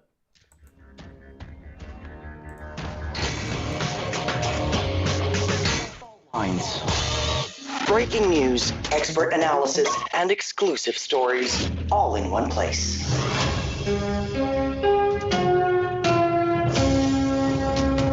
Radio Sputnik, telling the untold. Shooting from the lip. We're taking no prisoners here. Real opinions for real people. Where we bring you people with controversial views, and instead of trying to cash them out, we actually let them expand on their views. What's going on in British politics, European politics, and indeed in world politics as well. And wherever you are, whether you're a UKIP supporter, a Tory, or Labour, everything is in turmoil. John Gaunt. Shooting from the lip.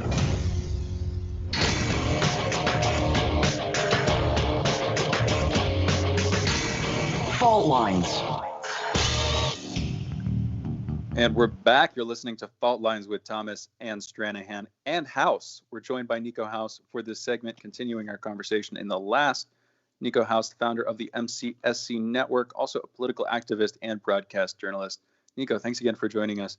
We're talking about a bunch of stuff in the last segment. Broadly, Biden, Harris 2020 election, got into Trump a tiny bit. I want to talk for a second. There's this idea that you're getting into identity politics in that last question, Jamarl. And there's this idea that by providing nominal solutions to people who are only nominally engaged in the political system, by providing solutions to people who only vote really, and those solutions aren't even real solutions. So, for instance, putting a black woman candidate on a ticket despite doing little to support black causes, at a party, again, that seems to have completely turned on a dime over the last couple of years in terms of what it values, who it's pushing for, who it represents fundamentally. There's this idea that it's like a shell game where you take a solution that somebody, you give a solution to somebody. It seems like it's valid, and then you sort of change your labels on things over time. You push for symbolic victories, and instead of getting what people want, people are confused into thinking they got what they want. At least until they see the bill, and at least until a couple of years later, they see that nothing has actually changed. And it seems like we're in a cycle where that keeps happening. But I'm curious right now. We were talking with a guest yesterday, Carmine Sabia, who's saying that he thinks that that among Democrats, progressives aren't quite as influential or representative as they think, that there are plenty of Democrats who are kind of tuned out or just pretty much in line with party politics by default. On these issues, looking at this set of candidates, looking at Biden and Harris, do you think that's true? Where do you think the base is, not among progressives, but just among the wider Democratic Party, among either the core, the sort of older core, new core, younger voters? Where do you think people actually are? Nico? I think the Democrats are split. I don't think people act like Harris didn't just get dismantled less than a year ago. Like that never happened. You know what I'm saying? Like it's weird because the logic was, let's find somebody who can help us beat Donald Trump. And then they're like, okay, so I think that the person who literally couldn't make it to the election has the electability to do it. Has the career. Like, no, people remember why they didn't like her to begin with. And although you'll see a lot of the Democrats in the public sphere kind of falling in line. Even the progressives in the public sphere, you'll see a lot of them falling in line. I'm sure you've already seen it. They're in no way representative of everybody else in the Democratic Party or on the left for that matter. And I think that it's becoming painfully obvious because we're starting to see some of the bigger names just unapologetically split with them on this decision, whether you're looking at Nina Turner, whether you're looking at, me and Jamarl. I just see a lot of people really just not put, they're like, this is ridiculous because, the whole time, whether or not you agree with it, the left and Democrats at large have been screaming, defund the police, and their response was, or here's an idea, we could compromise and make them a vice president. I think that's meeting us in the middle, right? Like, that's where they're at. And most Democrats are seeing this, and they're just utterly disgusted for no other reason than the fact that we ask you for something, and you literally give us the opposite. And I think one quick note here is the last two. Looking at first Bill Clinton and then Barack Obama, they actually had, as far as I can tell, I was more around for Obama than Clinton, but they actually had a pretty big base as far as I can tell. There were people who wanted them in office. So the last two Democrats who were elected as the president had support. After Trump, it seems like we're going into this one with nothing. So just first off, I'm assuming at this point that Trump's probably going to win. Polls be damned, but it just seems so weak for the DNC. I'm curious about your take on that, Nika. Where do you think this is going to leave the DNC if voters are so deeply kind of pissed or at least disenchanted and disenfranchised? Where do you think this is going to leave the DNC as a party machine? So the DNC will continue to lose as they are seemingly paid to do. You made a brilliant point. I think that people, especially the Democrats, they just completely ignore the facts that history has taught us, which is if a Democrat is to win, they have to have a mandate that's out of this world. Both Bill Clinton and Obama had like record-breaking fundraising numbers, record-breaking crowd turnout. That's just kind of always what's been the recipe for Democratic success. But the DNC, once again, they're either ignoring these facts or they think they have such control over the apparatus that we currently have that they can rig the outcome in the general election. That could be a realistic possibility. And I'm sure that Trump is aware of it because he knows the GOP cheats too, and basically the general election has become who could cheat the best. And it's sad, but I think the DNC itself is going to continue to have fundraising issues. They're going to continue to kind of dissipate. They're losing. The reason that they're cheating so much for establishment candidates is because they know that those are the ones that are going to get them the jobs when they get elected. If a Tulsi Gabbard gets elected, for example, or even a Marianne Williamson, those consultants are not necessarily securing those same jobs, and they're not going to make those same connections. And so it seems like they're flailing right now, but we all know that when it comes to things like this, the bulb always burns brightest before it bursts. And I think that might be what we're seeing with the Democratic Party right now. Kamala is their last-ditch effort. The Kamala Harris pick, if I had to make a guess, meaning if I was a fly on the wall in Joe Biden's room or whatever, his basement, I think there are two key reasons that he chose Kamala Harris. I think it seems a weird pick. Well, I think, look, for one, she's black. So it's somewhat of a throwaway to the black community without giving anything. It's performative. It's we're going to give you this Jamaican Indian woman as a black person for this role, blackface, and not because of anything that she's necessarily advocating for, but because of basically who she is. And Clyburn makes the argument that, well, blacks should be happy about this now, and blacks, are not being taken advantage of by the Democratic Party. On the second point, the law and order stuff. Donald Trump is going to run on a law and order ticket. He's basically trying to push back on it. So Joe Biden, in his infinite wisdom, has decided to do the same. Basically, he wants to keep a balanced position. So if you and I are playing chess, E4, E5, knight to F6, etc., basically where I don't want to do anything to destabilize the game to which we're engaged in, because if I don't destabilize it, I can keep everything else the same, and you look worse in a situation where basically everything else is the same. Meaning, he doesn't want to take the opportunity to engage. And so let's keep it to 3 debates. I want to stay in my basement. I'm not going to make too many comments because when I make those comments, I look utterly ridiculous. And I am basically going to fight Trump on an even keel to try to undermine the notion of law and order by having my own law and order ticket. Also, the last point, one last point. he also knows that the majority of the people who are voting for him are not doing so because he's Joe Biden. They're doing so to get rid of Trump. So in his mind, I don't have to do anything for anybody. My very presence is enough in and of itself for people to go out and vote for me. What do you think about that? I mean, is that part and parcel to maybe the logic of picking a Kamala Harris in this? Well, so your point actually is very salient for a couple of reasons. I don't know if you all are familiar with the DLC, but I'm pretty sure you are. You both are. But for those of you who may be listening, it's the Democratic Leadership Council, which Biden has set on the, I can't remember if he's on the board, but he's at least a part of it. He's been a part of it since its inception with the Clintons. The Democratic Leadership Council, after getting their butts handed to them by Reagan and then by Bush for about 12 years straight or something to that extent, they were like, oh, we have to be more conservative, and the Koch brothers helped to form this image. That's why Bill Clinton ran on being tougher on crime than George H.W. Bush was. So you're kind of seeing a continuation of this type of campaign style in Joe Biden, right? They're like, oh, that's why we lost to Trump, because Trump was more right than we are. He was more conservative than we are. And although he may have been more socially conservative than them, he was not more conservative on trade. He would be considered more liberal on trade or more leftist on trade. He's definitely left of the Democrats on healthcare. He is. I mean, this has been proven time and time again. I mean, the dude literally uses Medicare for all as a threat. So what you're seeing is Biden, he challenges Trump. Whenever Trump is like, Biden wants to defund the police, he's like, that's not true. I want to give him $300 million. What are you talking about, guys? You know, we're like, we don't want a cop once again. And they're like, he's like, oh, I'm going to pick the top cop.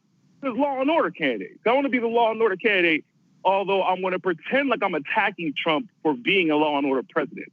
It doesn't make any sense whatsoever, but it's like they're trying to read out of a strategy guide without any context around the strategy. They're not actually considering the moment. They're just trying to, they're bargaining on three things. The pandemic, they're bargaining on, once again, on this DLC idea of Americans want a conservative no matter what party they come from. And then, of course, three, that they can somehow get the black vote because Trump messed up the George Floyd situation so badly that anybody with a black face in an administration would just get black voters. And I don't think that's the case, but I think that's what they're bargaining on. Unfortunately, I think that's what they're bargaining on, too. And I think that's why Joe Biden is basically living in his basement at this point during the show. You know, I mean, he is, right? I mean, but there's a logic to it. I mean, basically, I don't need to engage. I don't need to give an affirmative case for why I should win. But I think it's too cute, because I think, to your point and to your credit, I think you're somewhat more on point on this. The latest polls have put Donald Trump, I think it was Nate Silver, have basically showed that Trump and Biden are in the exact same polling position as Clinton and Trump. Now, this is in the middle of a COVID-19 crisis. This is in the middle of all of this mass unemployment. And he still gets a third chance, 33% chance or whatever. I think it's, let me say it this way also. The pageantry around this has been insufferable. Considering everything that went on during the primary process, where it became very clear that the public wanted something else and Democrats didn't care. If you think this is their last hoorah, what happens if they lose? Meaning, in the same way you had this kind of interregnum when they lost and Hillary Clinton basically failed and the question became, okay, who's going to lead the party, that type of stuff. Do you get something similar to that if they lose? Or is it just kind of the same playbook of, let's just pretend we didn't lose, let's castigate everybody else and try to delegitimize Trump, and then let's just keep pushing forward and pretend as if that failure didn't just happen? Or is there real systemic need and shift in the party structure itself if they lose again to Trump? There really might be a shift, man. I can't say for sure because the world is kind of topsy-turvy right now. But, I mean, they're going on a vacation right now. They could have filibustered and prevented this from happening. But they're going on a vacation after they just claim, oh, man, Trump resuming unemployment is unconstitutional. We're going to challenge that. But after we get back to vacation after Labor Day, we can't be bothered with that type of stuff right now. Good luck on your evictions, though. This is the Democratic Party. 1 minute. This is who they are. And I think that there may be a shift, but it's hard to predict, man. It is very hard to predict. But You know what? I tell you this. I think after this election, things won't be the same regardless. I can say that for sure. You guys have been listening to the voice of Nico House, political activist, broadcast journalist, founder, and CEO of MCSC Network. Nico, thank you for joining us, man. We appreciate you for coming on. And you, everyone else, you guys are listening to Fault Lines with Thomas and Stranahan. We'll be back in a moment with headlines.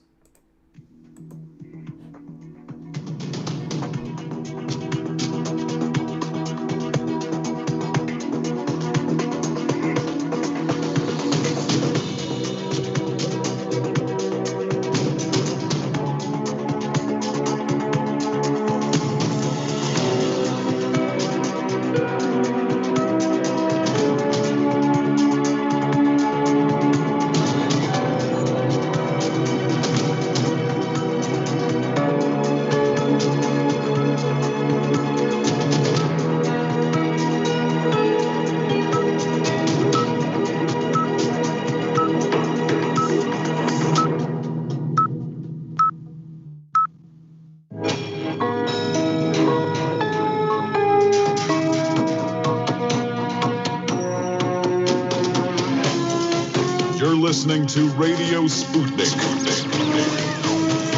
telling the untold.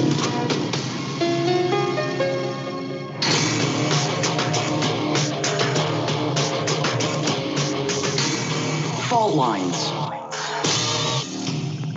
And coming to you again live from the divided states of America, it is time for the last hour this week of the most disruptive show in American politics, in the politically independent corner. I am Shane Stranahan, investigative political analyst and radio show host. And in the left corner, I am the indefatigable, the ever vigilant, the last man on the wall with my co-host Shane Stranahan, your political analyst Jamarl Thomas. Together, we are Fault Lines with Thomas and Stranahan. All right, and we're back into it. We're going to be doing the headlines here. We do these every morning at 7, 8, and 9 a.m. Eastern at the top of the hour. Every hour we're live. We're going to be interviewing Ian Miles Chong, by the way, at 9:30. Should be interesting. We're going to be talking about a sort of new New York Times Russiagate story in a weird way, having to do with Rupley and Bibles burning in Portland. Anyway, that's at 9:30. But first, we have the headlines. In our first story this morning, the UAE and Israel announced Thursday that they are set to establish full diplomatic ties in a U.S. brokered deal that apparently required Israel to halt its plan to annex occupied West Bank land sought by Palestinians. We'll see if that actually comes to pass. I'm seeing some widespread incredulity. I'll just use that word when it comes to whether or not Israel is going to follow through on this, whether or not they will actually hold back on fully annexing these territories. We'll see about that. In our next story, kind of related, the United States seized 4 Iranian fuel tankers the country had been using to convey gasoline to Venezuela. In the process, they were defying U.S. sanctions on Venezuela. The 4 vessels were seized at sea and are now en route to Houston. Senior administrations will apparently meet them there in a few days, in Houston, that is. The 4 tankers were originally part of a convoy of 9 tankers. That convoy included 5 Iranian vessels, led by an Iranian naval intelligence ship, until U.S. authorities contacted the owners of these 4 ships, which again are owned by private companies. Presidential candidate and former Vice President Joe Biden has called for a 3-month mask mandate for every American, specifically calling for a mask mandate nationwide starting immediately. President Trump pushed back pretty quickly. He told Biden to, quote, stop playing politics with the virus, end quote. And he argued that Biden's advice was, quote, regressive, unscientific, and bad for our country, end quote. We actually have a clip here. We're going to start with Biden in the clip, then it moves over to Trump and Trump's response. You'll hear how that goes, including Trump sort of criticizing, gently pushing back on the idea of masks in general, questioning whether or not they're actually useful. But let's just go straight into this clip. This is, again, first Joe Biden here. So let's institute a mask mandate nationwide, starting immediately, and we will save lives. The estimates are we'll save over 40,000 lives in the next 3 months if that is done. He wants the federal government to issue a sweeping new mandate to law-abiding citizens. He wants the President of the United States, with the mere stroke of a pen, to order over 300 million American citizens to wear a mask for a minimum of 3 straight months. My administration has a different approach. We have urged Americans to wear masks, and I emphasized this is a patriotic thing to do. Maybe they're great, and maybe they're just good. Maybe they're not so good. But frankly, what do you have to lose? It's interesting there. You can kind of hear him talking different sides there. At the end, what do you have to lose? Again, gently pushing people into actually wearing masks, while kind of hedging on whether or not they're fully useful or as useful as medical authorities. You can lose your life. Are saying. Just to point that out. What'd you say? You can lose your life. Trump said, "What do you have to lose? Your life." Yeah. Well, yes. Yeah. Well, I mean, the other thing that he brought up, this wasn't in the quote, but he was saying that you can't. It's more for preventing transmission to other people than preventing transmission to yourself.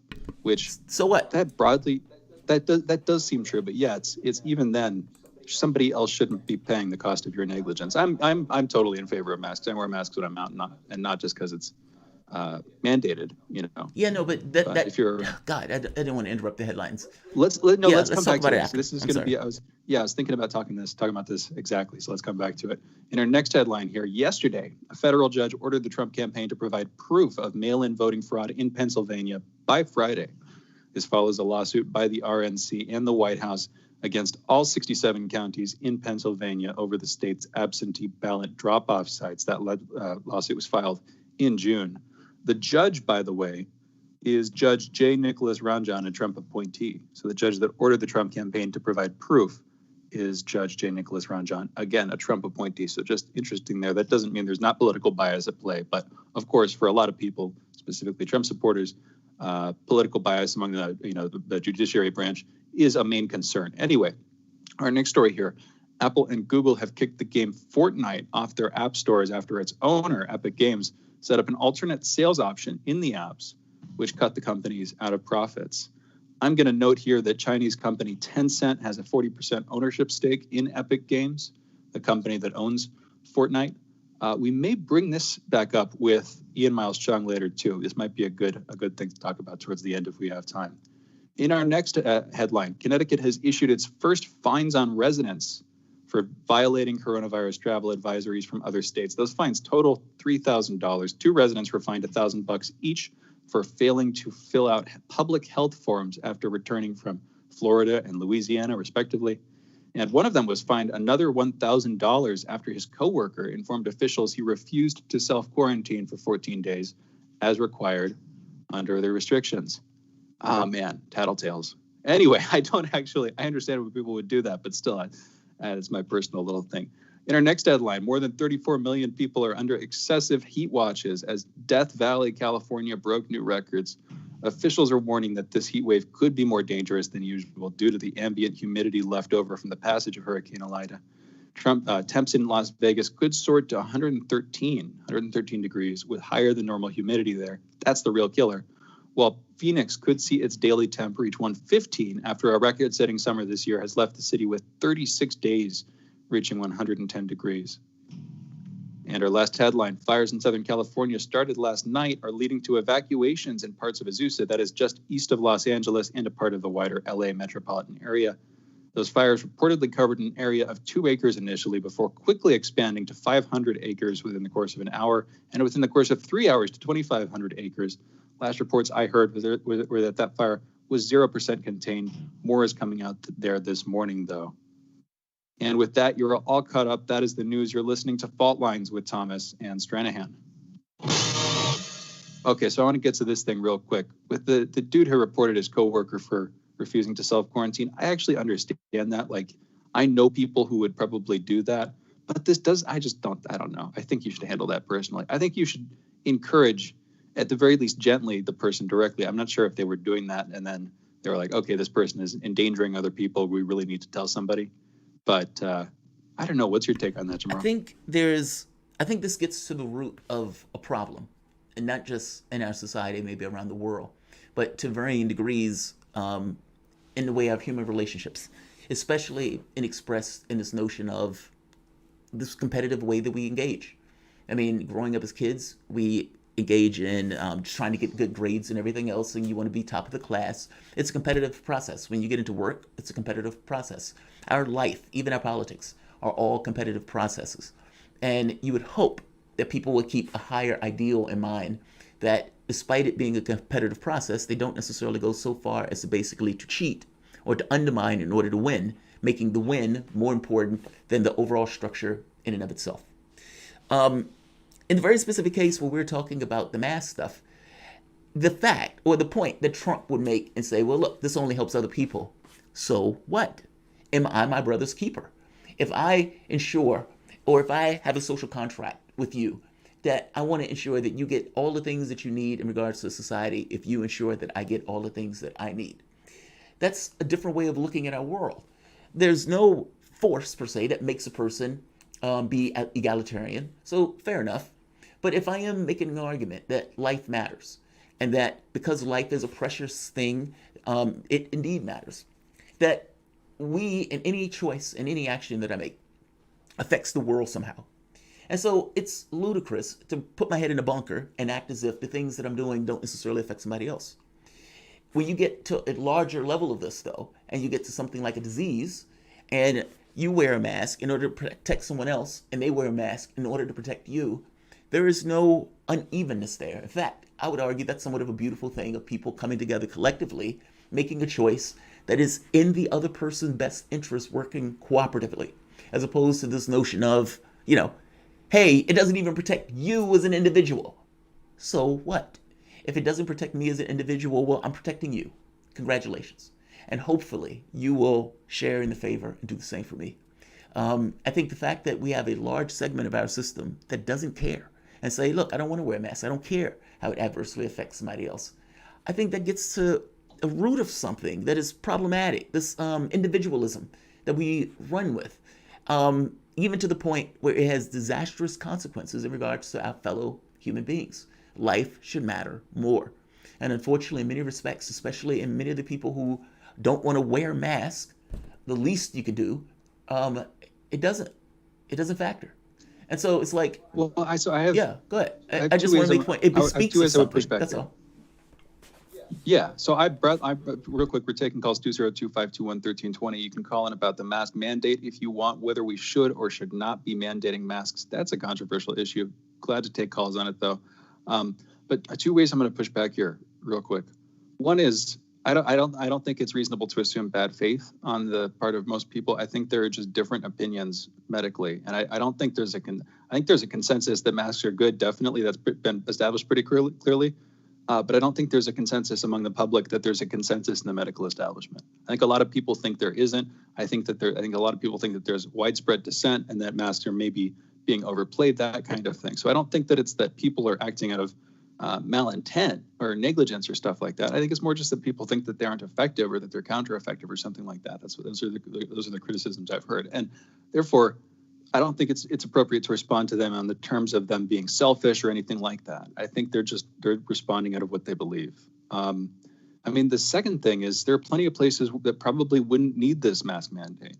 So it depends on what the terms of this are, how widely it's going to affect people. But if you're just walking outside somewhere, there are plenty of places in the country where, with social distancing in place and all this stuff, you're still going to have a very, very, very, very, very low rate of transmission, the assumption is. So I don't see that's I think one of the problems with trying to attain federal authority to impose something this wide sweeping is that you want states and maybe even municipalities which have more powers and to have more powers because they have more knowledge, they have more discretion, they have the ability to actually make locally judicious decisions. I don't know. What's your take on that, Jamarl? Well, they also have the ability to make decisions like not implementing certain policies because of a ideological choice as opposed to the choice that's in the best interest. Whether you're talking about Florida, whether you're talking about Texas, many of these other Republican states. The fact that they were states in of themselves and had certain powers that were just in and of themselves inherent, didn't make them better arbiters at times, especially when the ideology came into play. Also, this notion that, look, I accept that there are a lot of people in our society who aren't wearing masks out of selfishness, but I think a lot of them are. And so if it sounds like I'm assuming bad intention, to some degree I am. I mean, you have some people who are in the society itself who basically say, it's my personal responsibility on whether I want to wear the mask or not. And the problem is, I'm stuck in a situation where if we are in some kind of close quarters or something, it's possible for you to infect me. And you basically taking a choice on something despite all of these scientists saying, look, wear the mask. Because I don't know where they're getting this notion that this is conflicting science. But it's pretty straightforward that these guys are basically saying, yes, people should have masks on if you're going to go to school. People should have masks on, the basics of making sure that the thing doesn't necessarily spread. Yeah, I do assume bad intent on some people because there are some political leaders who are pushing an idea entirely for the point of trying to get the economy up and running and being lockstep with Trump. People, fair enough, a lot of them can be led in this. But I don't necessarily assume that all of the people who are being led in this are doing so purely out of just folly. Yeah, some of these guys are selfish. So, I mean, we can come back on that. We've got to go to a break. Maybe we can pick that conversation up on the other side. We are taking calls 202-521-1320. We'll be back. You're listening to Fault Lines with Thomas and Stranahan.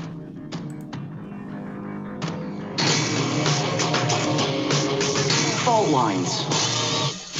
24 hours a day, 7 days a week. We give you the most essential information out there. Radio Sputnik, telling the untold. Feeling kind of blue, but maybe also kind of red, and kind of purple, and kind of alone? You've got a friend on Radio Sputnik. Tune into Political Misfits from 12 to 2 Eastern Time, Monday through Friday, for news, politics, and culture without the two-party bias. Catch us daily on 105.5 in Washington, D.C., or 102.9 or 104.7 in Kansas City. Or find us on Twitter, Facebook, YouTube, Spotify, or wherever you get your news.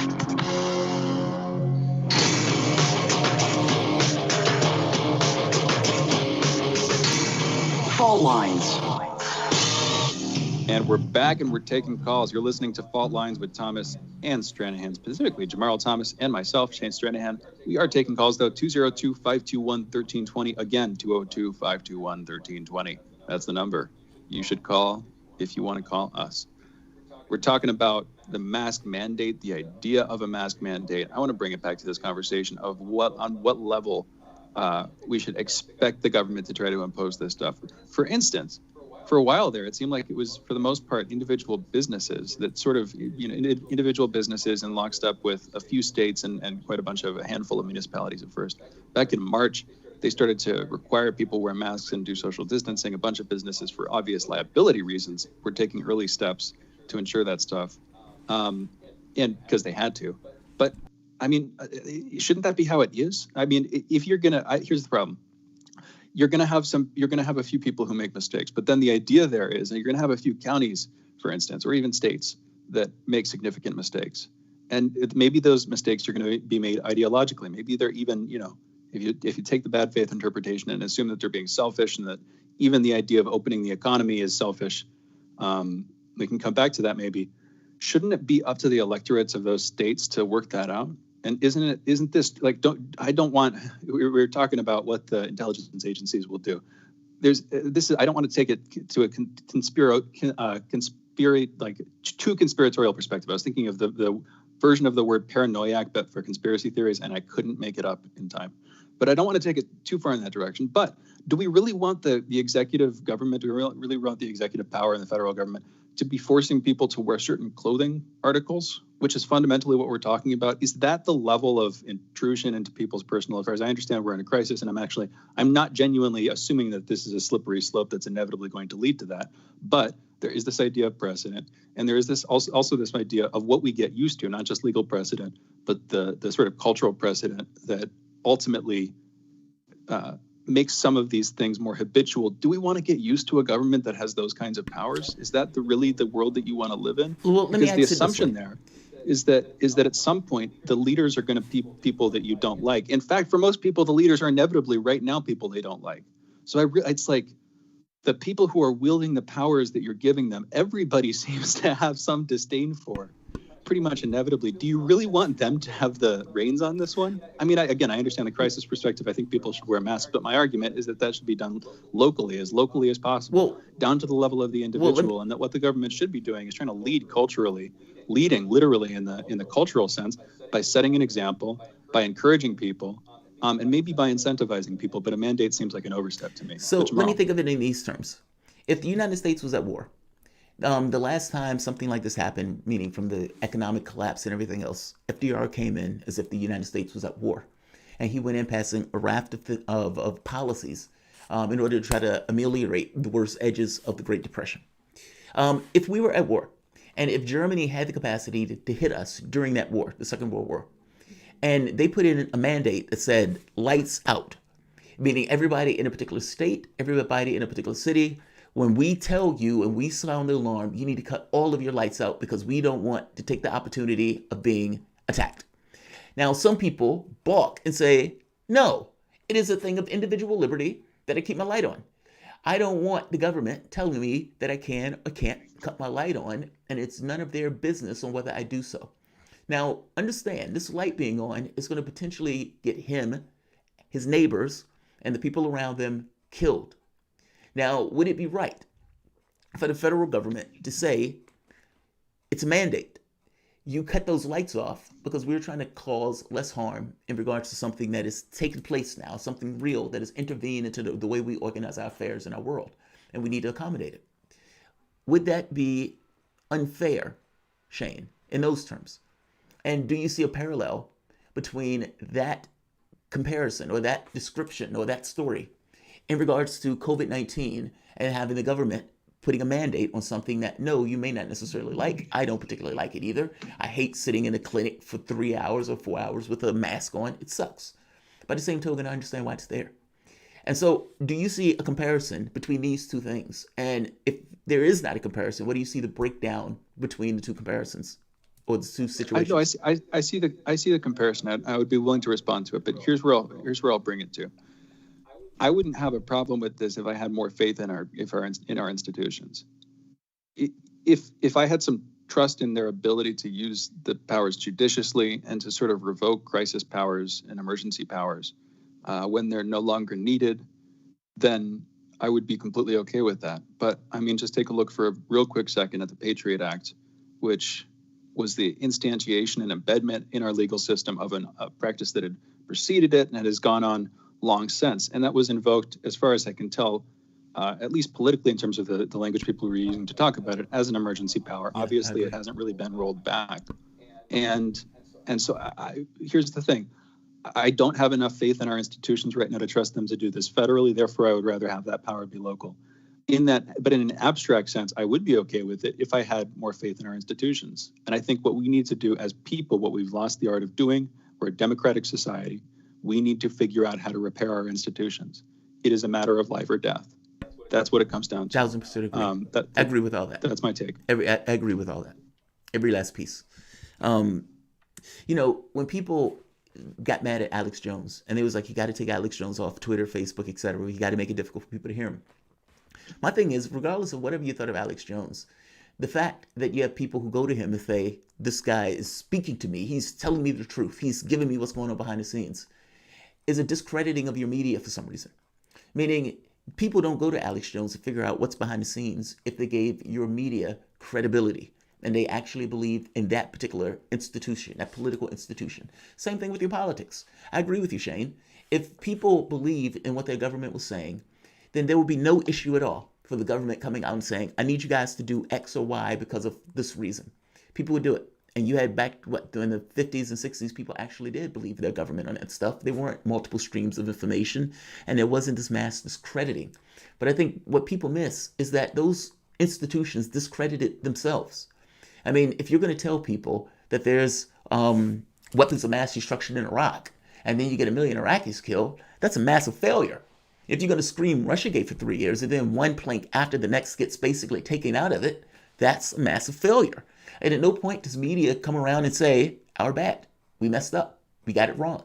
We pushed the narrative. We had a particular point of view and we didn't necessarily want to disclose that point. That never comes up. I mean, but that's the political institution too. So I agree with you totally. we could have a big conversation about this, but we've got callers. callers. We've only got about five minutes. All right, so let's go to Adam in Colorado. Adam, we're going to say a minute and a half. What's on your mind? Okay, so I want to bring this to Cleo's. Under the Brady Act, when you pass that, you can get local law enforcement to actually implement or enforce the law because of federalism.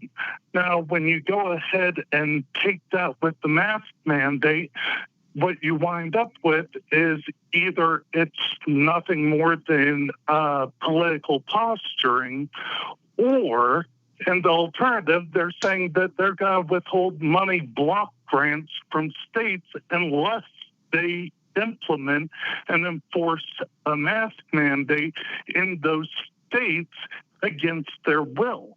So it winds up being either they are politically posturing, or they're actually talking about trying to harm states' budgets in the middle of this crisis. Either way, it's no bueno. Thank you, Adam. Appreciate the call, man. Yeah, it's not a winning system one way or the other. Let's go to Sebel in D.C. I think it was like Seble, right? Just making sure it's Seble in DC. Seble, right? is that right? Yeah. Oh, okay. Yeah, you got it. I'm sorry. No, so that's kind of what I was saying. What I was saying before was basically like just the capitalist education is interested in obedience to authority, competition, creating hierarchical social relations, and maintenance of general tendency of obedience. And since you have that as the backbone, that's how you're educating people, that's how they're going into the world, then that's kind of like that's the norm that is kind of set in place. So it is kind of up to the federal government to tell people to wear masks, because that's just how they've been taught. That's how they've been educated. That's how they've gone into the world.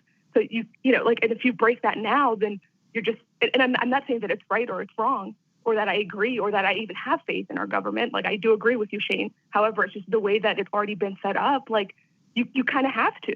Like, if you don't, people won't. That's just kind of, like, it has to come from the top. So I agree with you on this, because I think the thing is, for us and the way we look at our government and the way we do our politics, a lot of the energy gets dumped into the political space.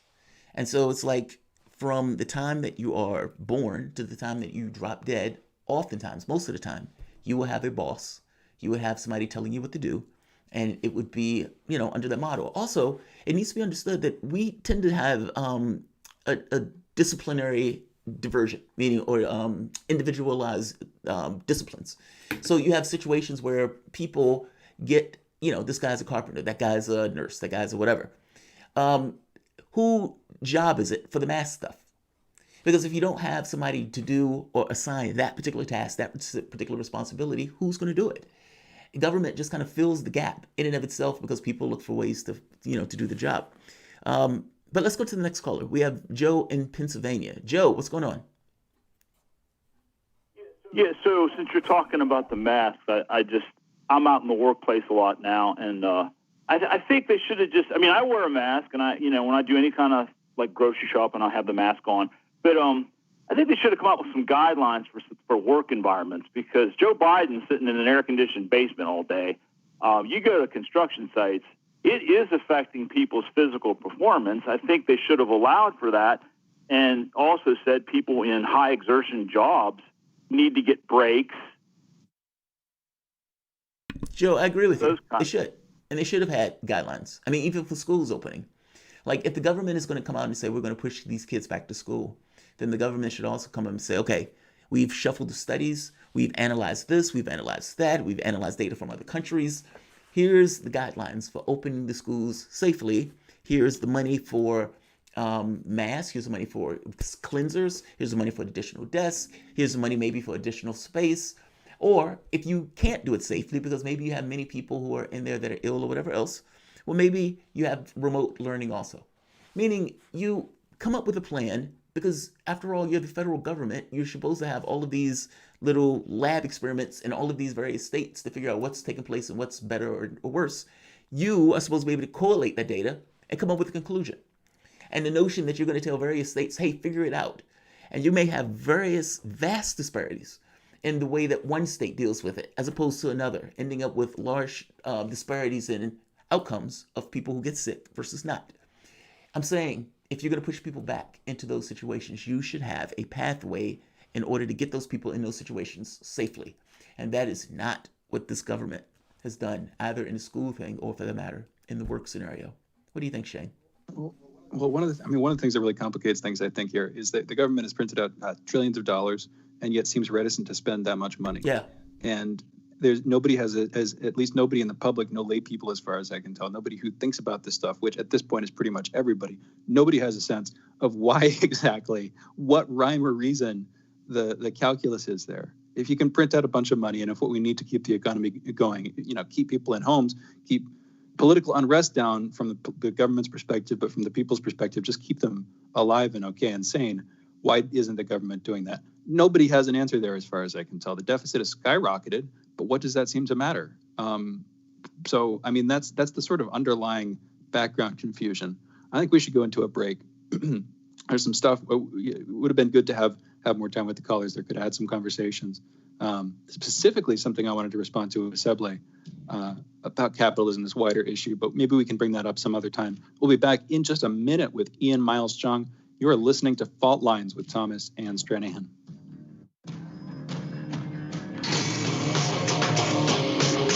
Fault lines. Tough questions are the most powerful weapon we have. As long as you have questions, we'll keep asking.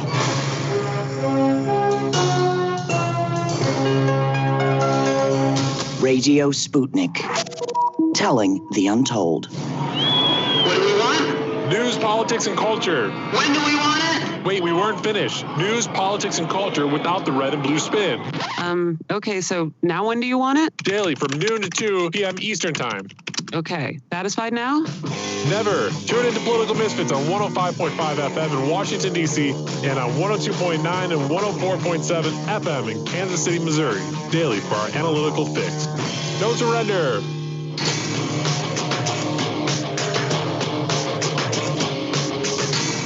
Fault lines. And we're back, and you're listening to Fault Lines with Thomas and Stranahan. We're joined for this segment by Ian Miles Chung. Also joining us in the next segment, he is a journalist who covers media, politics, and culture, and he is the managing editor at humanevents.com. Ian, thank you for joining us this morning. How are you doing? Hey, thanks for having me on. I'm good. How are you? Good. I'm good. Yeah, thank you. Thank you again for joining us. Actually, we're going to talk about the New York Times story with Rupley, Russia. You're kind of at the center of this, but it also involves Ted Cruz. We're going to be talking about that in a second. I just wanted to check with you. Maybe we can come back to the story if it makes sense. Next segment. Are you still working on games? For a while there, you were, as far as I could tell, you were doing a lot of journalism on games. You were in the industry for a while. I remember you being a part of the whole Gamergate thing at one point. I don't think we've actually talked about that. But as it relates, we were talking about the Fortnite story, Fortnite getting kicked off by Apple and Google. Do you still follow that stuff? And if so, would you have any interest in talking about that next segment, or are you kind of out of that loop? Well, I mean, I've been mostly out of that loop. I still follow from time to time. I just enjoy video games, but I'm definitely not the person to go to for that stuff, at least for now. I'm trying to refresh my memory, and trying to get back into it because it seems like there's a lot of stuff going on there that I definitely need to catch up on, I think. Okay, totally. Yeah, no, there's stuff coming out there specifically in the last couple of days, but Tim Sweeney, the CEO of Epic Games, founder, I'm pretty sure he's the CEO, but he's basically the head guy in the States at Epic Games. He's kind of been pushing back against Google recently. Anyway, we can maybe come back to that some other time. What we had you on to talk about, what we're getting right into right now, is this story about Bibles burning in Portland. Now, I first heard about this from the context of Russia, from the Russian perspective, because that's what the New York Times quickly sort of labeled it as. I think Rupley, which is a Russian sort of media agency, had released video of these Bibles burning, and then it quickly took on its own legs. But can you tell us from your perspective what's going on? Because you shared this, and I think you were sort of the vector for some of this stuff to get wider attention. Right. What happened from your perspective? What was the footage? What did you see, and what happened next? Well, I saw people talking about Bibles being burned at the Portland riot, right? And, these riots happen every single night. Seattle, Portland, and a couple other places like Chicago more recently. But so I heard about that happening. People were tweeting about it. I saw Andy Ngo was tweeting about it. And if you don't know, he was interviewed in Congress. He had a hearing in Congress about Antifa recently. So he's pretty credible, right? So I sought out to look for it about, the Bible burning. And I saw that someone had actually done my job for me. What he did was he had replied to Andy Ngo's tweet about the Bibles being burned, because this was what was happening. It wasn't as big a deal, I think, as them burning the guy had posted a video from Rutley that had captured that incident, right? And Rutley was just one of, several, maybe half a dozen journalists who were capturing the events. Most people who are there are down for either, they're doing for Portland news agencies, or they are independent. And Rutley happened to be there. Now, so I posted that video. I shared it, with the description that I gave it. And it just went viral because, why wouldn't it, right? I mean, it's Bibles being burned, and it looks like these militants, these Antifa militants, are more than eager to do that. So, New York Times is trying to paint it as they're calling it like the first case of Russian disinformation or some such. But to my knowledge, this video was part of that. It wasn't filmed in Russia. It wasn't filmed in Germany or Europe or anywhere else, right? It was part of that Portland protest, that riot, and I shared it. So, I mean, I fail to see what really is the disinformation about it. If more journalists were down there in Portland covering these events, from an unbiased perspective, then maybe, we wouldn't have to rely on Russian news sources to get the footage that we need. If an American flag is being burned and no one's taking a video of it, and Russia happens to be there, does that mean that American flag is not being burned? I mean, that is precisely what's happening. Well, I think the weird thing here is that the New York Times, the claim that the New York Times is criticizing here, because they're not denying that Bibles were burned, they're not denying the American flag thing, even though that's not the center of it. It's literally the number of Bibles. I think they said something like it wasn't a stack; it was only one or two. And then they're saying this is Russian disinformation. The problem with there is that Rutley never claimed that it was a stack of Bibles. So they're literally accusing Rutley, this media org, basically. They're accusing them of putting out disinfo, even though nothing they literally put out was even remotely close to wrong. It was just how it was picked up and reported or repeated by other people, or whatever the case may be. It's just a very weird side of things. That's actually the thing I want to come back to, though. How many Bibles was it? What was you were sort of, again, one of the original people here. Yeah, there's definitely a minimum of 2. There were multiple instances in which the Bibles were being burned. It wasn't, it may not have necessarily been the focal point of the people setting stuff on fire. They could have just been using it as kindling. That was what the assertion is in the New York Times article. But they definitely knew the Bibles were being burned. Like the Antifa people down there were perfectly aware of the optics of that. They're not stupid. Okay, so we should not, pretend that they're not, they didn't want to burn Bibles on purpose. No, I mean, of course they did. They knew they were Bibles. You don't just set things on fire, and not know what it is. Of course, you know what it is. Well, I think it's not so much that I think anyone is saying that that Bibles weren't set on fire. I think the point is, it's the language that is being used to describe it. Is it 1 or 2 used for kindling, which is the way it's being reported? Or is it Bibles being set on fire, which gives this impression that, yes, by definition, 2 technically is Bibles and pluralizes it. But it's 2 in the same way where you think, you say it's mixed bag of M&Ms and you only have 1 orange M&M and everything else is like black in the bag. I'm making the point that if it's only 2 Bibles, isn't the language the thing that's the problem? I mean, is it fair to call it they're burning Bibles in this kind of book burning way if really they were using it for kindling for something else? I mean, maybe, but I mean, there might be a side of that. But one of the weird things here is, again, the story becomes about Russia. Go for it, Ian. I didn't mean to cut you off there, but go for it, Ian. Oh, yeah. I was just saying, maybe someone should go down there and interview the Antifa people who were burning Bibles or flags or anything else and ask them what the deal was. Right? We can all guess what they were doing, what their motivations were, why they decide to set fire to the federal courthouse, for example. Everybody's just, making, conjecturing on what their motives are. But, this is what journalism should be about, right? People should go down there and ask them what their deal is. And for the most part, they say they want to destroy America. So, I mean, I've got my answer. I don't know what anyone else is waiting to hear from these guys, but they want to destroy America. I'm perfectly happy to depict them as insurgents, because that is what they say they are, and that is what they're doing. Antifa has said they want to destroy America in those terms specifically, those two words. Sure. Yeah. I mean, they're not fans of America. They're burning American flags, and they are saying abolish everything. That America is a racist, patriarchal, colonialist state that needs to be abolished. I mean, to me, that it's pretty loud and clear what their intentions are. Yeah, but when they're talking about abolishing the state or abolishing the police organ, that's separate and distinct from the people in the country itself, right? I mean, them saying. But I don't think. Let me just make the point. Well, he said they wants to destroy America. And I'm making the point that just because somebody wants to change things in the country that they find to be unfair or wrong or even immoral or unethical, that doesn't necessarily, in fact, mean that they're trying to destroy the country itself. They're trying to move it into a direction that they think is better. Don't you think that there's a substantial cohort of people that would be happy with a revolution that overthrows the Constitution, that overthrows the legacy of the American state, etc.? I mean, for better and for worse, we could probably bring people on pretty quickly who would advocate for exactly that.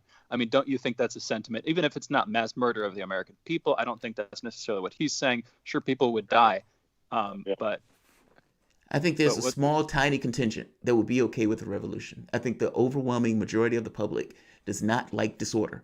And in the same way, that tiny contingent is Antifa. I think that's the point there, is that Antifa is representative of that contingent. No, I don't buy that. I think there may be Antifa there in some of the occasions, but a lot of those people are there protesting. And to try to say that Antifa, this this diffuse group of people that Trump has started to put all of his rage and anger on. Well, this group is tiny at best. And so it's like, if we're talking about like a tiny, tiny, tiny cohort of people and a larger group of people who are protesting peacefully, well, clearly I'm going to focus on the larger people who are protesting peacefully. And I'm not necessarily going to let a circle be drawn around one small group as if it's indicative of everybody else. I'm making the Antifa stuff. I'm sorry, I don't entirely buy this argument that Antifa is all over the country trying to destroy America. I don't buy that in the least. There are people in this country who want things to change. 1,000% yes. There are people in this country that may use the flag and denigrating the flag in order to kind of make that point. Fair enough. But those things are separate and distinct from making an argument that people are trying to destroy America as opposed to move America in a direction that they think will be better and expanding freedoms for other people in the country. Why does it have to be immediately destroy America as opposed to people who are just trying to get America in a better place? Well, so Ian, go for it. I was going to come back, but go for it. Existing systems to get that done. I mean, they would go and vote, for example. But instead, they're burning down a federal courthouse. Every single night, they're burning down a courthouse. And when people oppose them, they get assaulted. Right? They're shining lasers in people's eyes. They're punching people. They're stabbing people in some cases. They recently stabbed a black Trump supporter who was there documenting what was going on. How is this exactly changing on anybody's hearts and minds? I mean, how is this making America a better place by stabbing people, especially minorities that they claim to protect? They say that Black Lives Matter. Well, I guess his life didn't matter so much, right? That's the fact that they decided to go stab him because he happened to support a presidential candidate that they're not a fan of.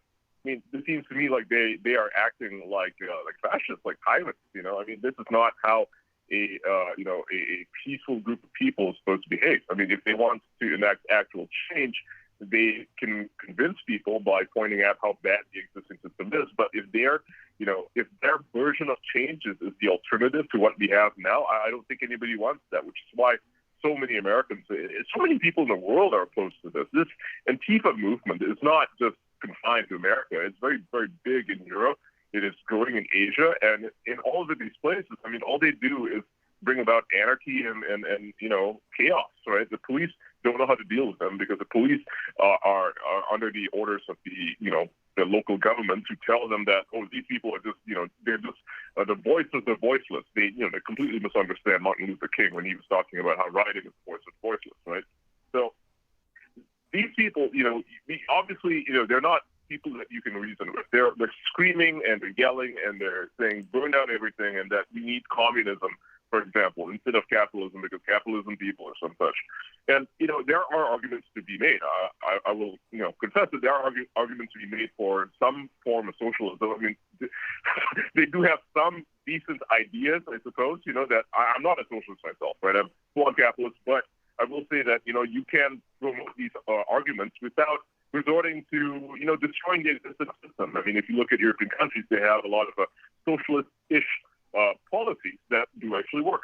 But these people want total and total anarchy followed by, what seems like Stalinism because they have never read a single history book in their life. And you want to run the country? I mean, this is absurd, right? Their demands are absurd. They're saying abolish the police. I mean, how does that accomplish anything? If anything, if we look at these places that have abolished the police, crime has risen, right? The police are unable to act.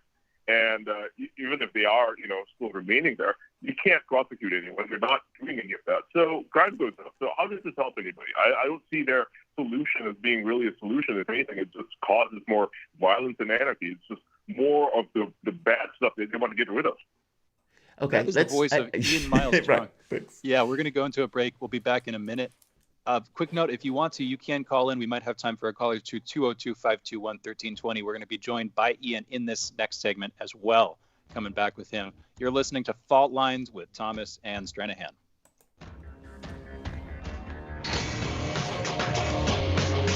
Fault Lines.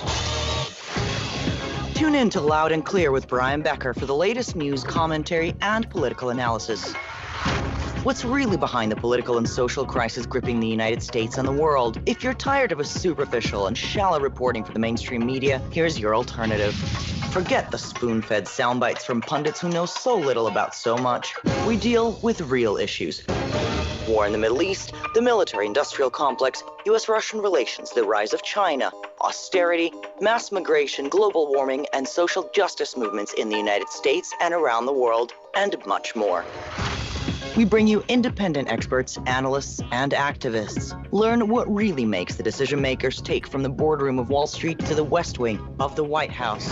Here is where the people fighting for Chan speak and are heard loud and clear. 5 days a week on Radio Sputnik and SputnikNews.com.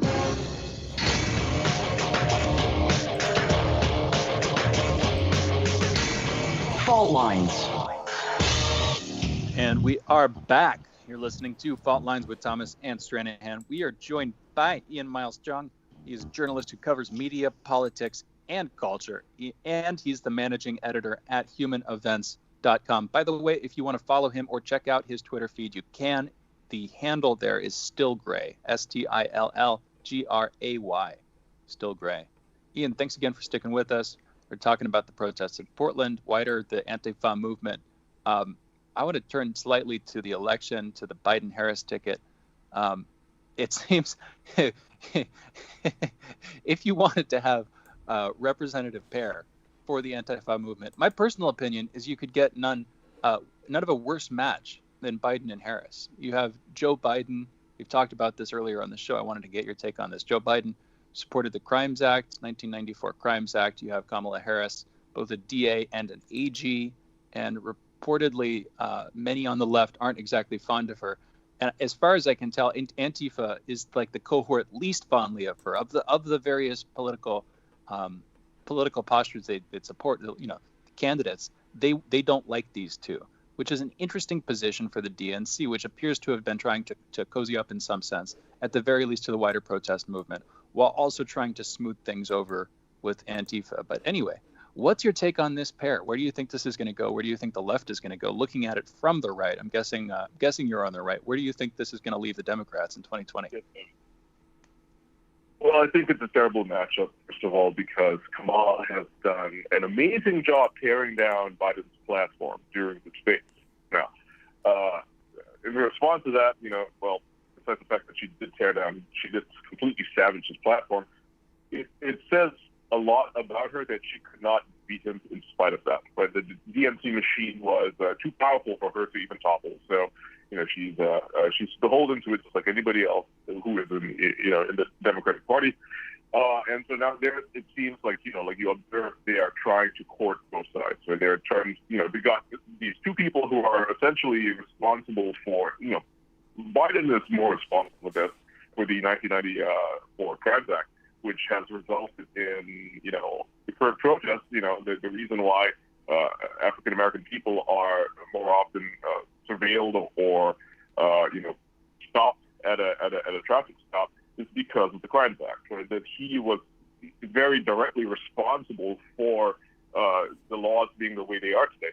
Now, Kamala was responsible for carrying these laws out, right? She, when she was the AG in California, she did a lot of this stuff, right? And this is why a lot of leftists, I don't mean liberals, but leftists, they despise her. That whole meme, Kamala is cock, right? That was made by leftists. Leftist Twitter made that, and they're not fans of her at all. I don't see, like a lot of people were on the fence about Biden. They don't really know too much about him. They just know him as Obama's right-hand man. And I think they were willing to overlook a lot of the stuff that he had done before, just to vote, Trump out of office. But now it seems like the DNC is very eager to alienate their left-wing, supporters, right? The people who are, they're not really Democrats, just nominally Democrats because they despise Trump for whatever reason, right? They bought into the media's lies about him. But now they got Kamala there, and well, that's annoying the hell out of them. I don't see this really playing over well with anybody. So I like that. Okay, there's so much you've said that I've disagreed with on in the last segment, but on this, I think I actually agree with you on. They alienate the left big time. I mean, choosing Kamala Harris in this situation is somewhat of a slap in the face to the left, and I would even argue a slap in the face to African Americans. How do you think this turns out then? Do you think this is in the bag in the way that Democrats have been strutting around as if it is? Or do you think that the narrowing of the contest, meaning now that you have this Harris and Biden, Pence and Trump, and now that this is clarified between these two sides, that alienating the left will come back to bite them later on? Or do you think that you have 70% of the population that just wants Trump out of office, and so this alienation is not going to matter? That basically they're getting their support, and they know that their bread is buttered, not for anything that they're doing, but just for a placeholder position? Or do you think it actually does bite them later on, just like it did in 2016? I think it does bite them in the ass. I don't really see this working out for them because the Democrats are it's a very diverse group of people, right? Not intended, but they're a very diverse group of people, ideologically speaking, and they have to please the AOC wing of the party as well. I mean, this is the growing contingent of people who are, young voters. Right now, they don't have jobs, they don't have work, they don't have school. These are the people whose votes they want, that they need. I mean, this is why they're keeping the schools closed, basically, right? So that a lot of young people who are jobless and schoolless, are just sitting at home, just bombarded with news, and if they're bombarded on social media with details about the election, they're probably going to go out and vote. They have nothing else to do, right? So the Democrats have that, they've got that advantage. They got young people wanting to vote for them. But I don't think Kamala's the right person for it. I mean, yes, she might be young. Yes, she might be, a minority. But, I don't think that her politics really align with the politics of people whose votes, are up for grabs, right? I mean, some people might just, I think most people young people will see this and just not go out and vote. They may not like Trump, but I don't think they like her either. And so they're just going to abstain from voting. And this seems to be, usually the case where both parties don't put out a candidate that anybody really wants. Of course, this is not true for Trump. A lot of people love Trump. He has done amazing work for the economy, and this is how he's able to I think beat anybody else, any other candidate right now, just based on his strengths. And I just think he needs to stay off of Twitter for a bit, not aggravate people too much, because every time he stays off of Twitter, he just does the job. He gets it done, right? And that's the Trump that everybody voted for. I am so curious about this from a libertarian position. Why do you believe that they are so willing to alienate the left like this? And because it's not just 2020. I'm curious from the right wing's position. Like, if you look back in 2016, it was something similar. They were willing to basically cheat Sanders to get past the win. You go to 2020, Sanders wins the policy argument, but everybody in the party basically falls in line and backs Biden. basically that wing of the party versus Sanders, which is basically what you ended up with Elizabeth Warren helping put the knife in Sanders for Joe Biden to crawl over his corpse.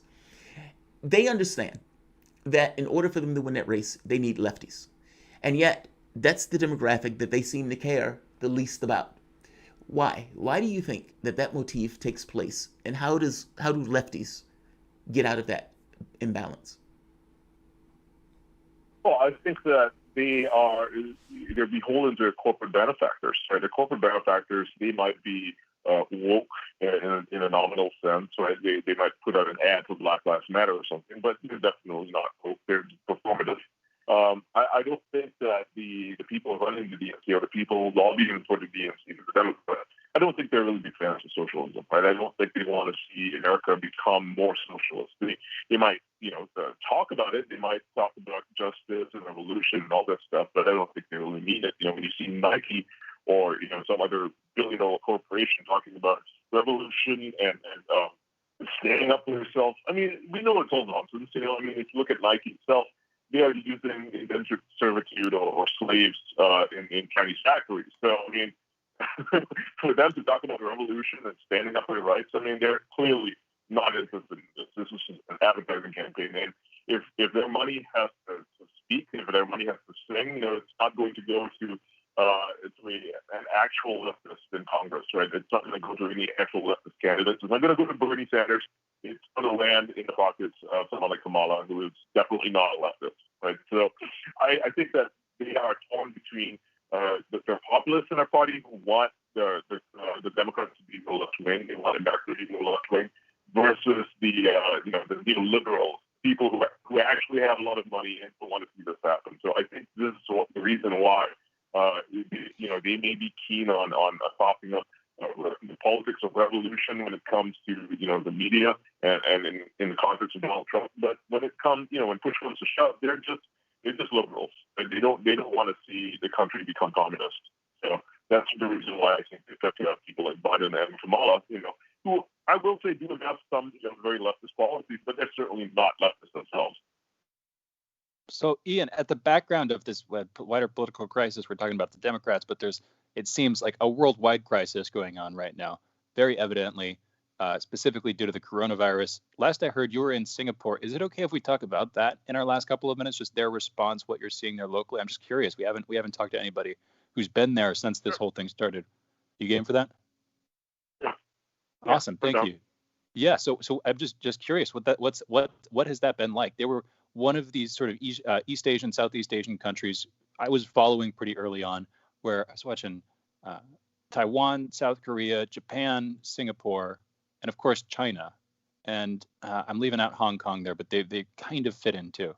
I was watching all of these different regions responding in their own ways. Singapore seems to have done so successfully and in a pretty singularly Singaporean style, with a sort of very effective lockdown as far as I can tell. What has it been like? What are some of the restrictions we might not know about? What's their perspective of what's going on in the States? And what has it been like for you while you've been there dealing with that stuff? Well, it's a lot of fines, I'll tell you that. If you don't do certain things, they will fine you. But this is typical of Singapore, right? Singapore is a country where people are very used to having fines. Even the corporations get fined. Over here in Singapore, if your train is late, it's not on time, the train company is going to get fined by the government because they need trains to be running on time. And so they're quite used to that. Most of the outbreaks, the outbreaks that happened in Singapore with regards to the coronavirus were not even among the local population. It was among the immigrant population, the worker population, the people from Bangladesh or Pakistan or India who come and work in Singapore, right? They live in more, I would say, smaller, like larger groups of people in smaller confines, right? Those are the ones who got infected, I guess. And that is true all the world around. I mean, in America, in other Asian countries, in European countries, it was mostly the immigrants who got affected by this because they live in more confined spaces. So, and this is how the coronavirus spread. So that's a given. As for the actual regulations, it definitely was not as strict as, say, New Zealand. In New Zealand, they even they banned certain books, like they banned the transportation of books and non-essential items, like say you wanted to buy a video game and you have it delivered through the mail. They will not allow that. New Zealand's insane about this. They want very limited contact. This is certainly not the case in Singapore. Singapore was, in fact, when other places, even European countries and America, were doing strict lockdowns, Singapore is actually opening up some of its businesses. They try to keep it as open as possible, but unfortunately, the virus is a very virulent disease, and the immigrant population was not really paying as much attention to hygiene or to limiting the spread, so they had to do more strict lockdowns. But it was only temporary, and they lifted it as soon as possible. And from what we can see now, they did a pretty good job. So I can't really complain. Good to hear. Thank you for that quick update. That was the voice of Ian Miles Chong. He's a journalist who covers media, politics, and culture, and he's the managing editor at humanevents.com. By the way, you can follow him on Twitter at stillgray, STILLGRAY. We're wrapping it up for this week. We'll be back again on Monday. Thanks again for listening. You've been listening to the most disruptive show in American politics, Fault Lines with Thomas and Stranahan. All right, guys, that seals the week. Fault Lines with Thomas and Stranahan. You guys are probably going to see me for a couple of videos, but I have a appointment that I have to get to today, a doctor's appointment. So I'm going to say like, share, and of course, as always, subscribe. And let me check one more thing. Google has changed around the format in regards to the interacting with their system, so things are not where they used to be. But I do want to check before I leave, just in case someone's sending any chats during the show. And no, good. All right, like, share, subscribe. I'll see you guys momentarily. Thanks all.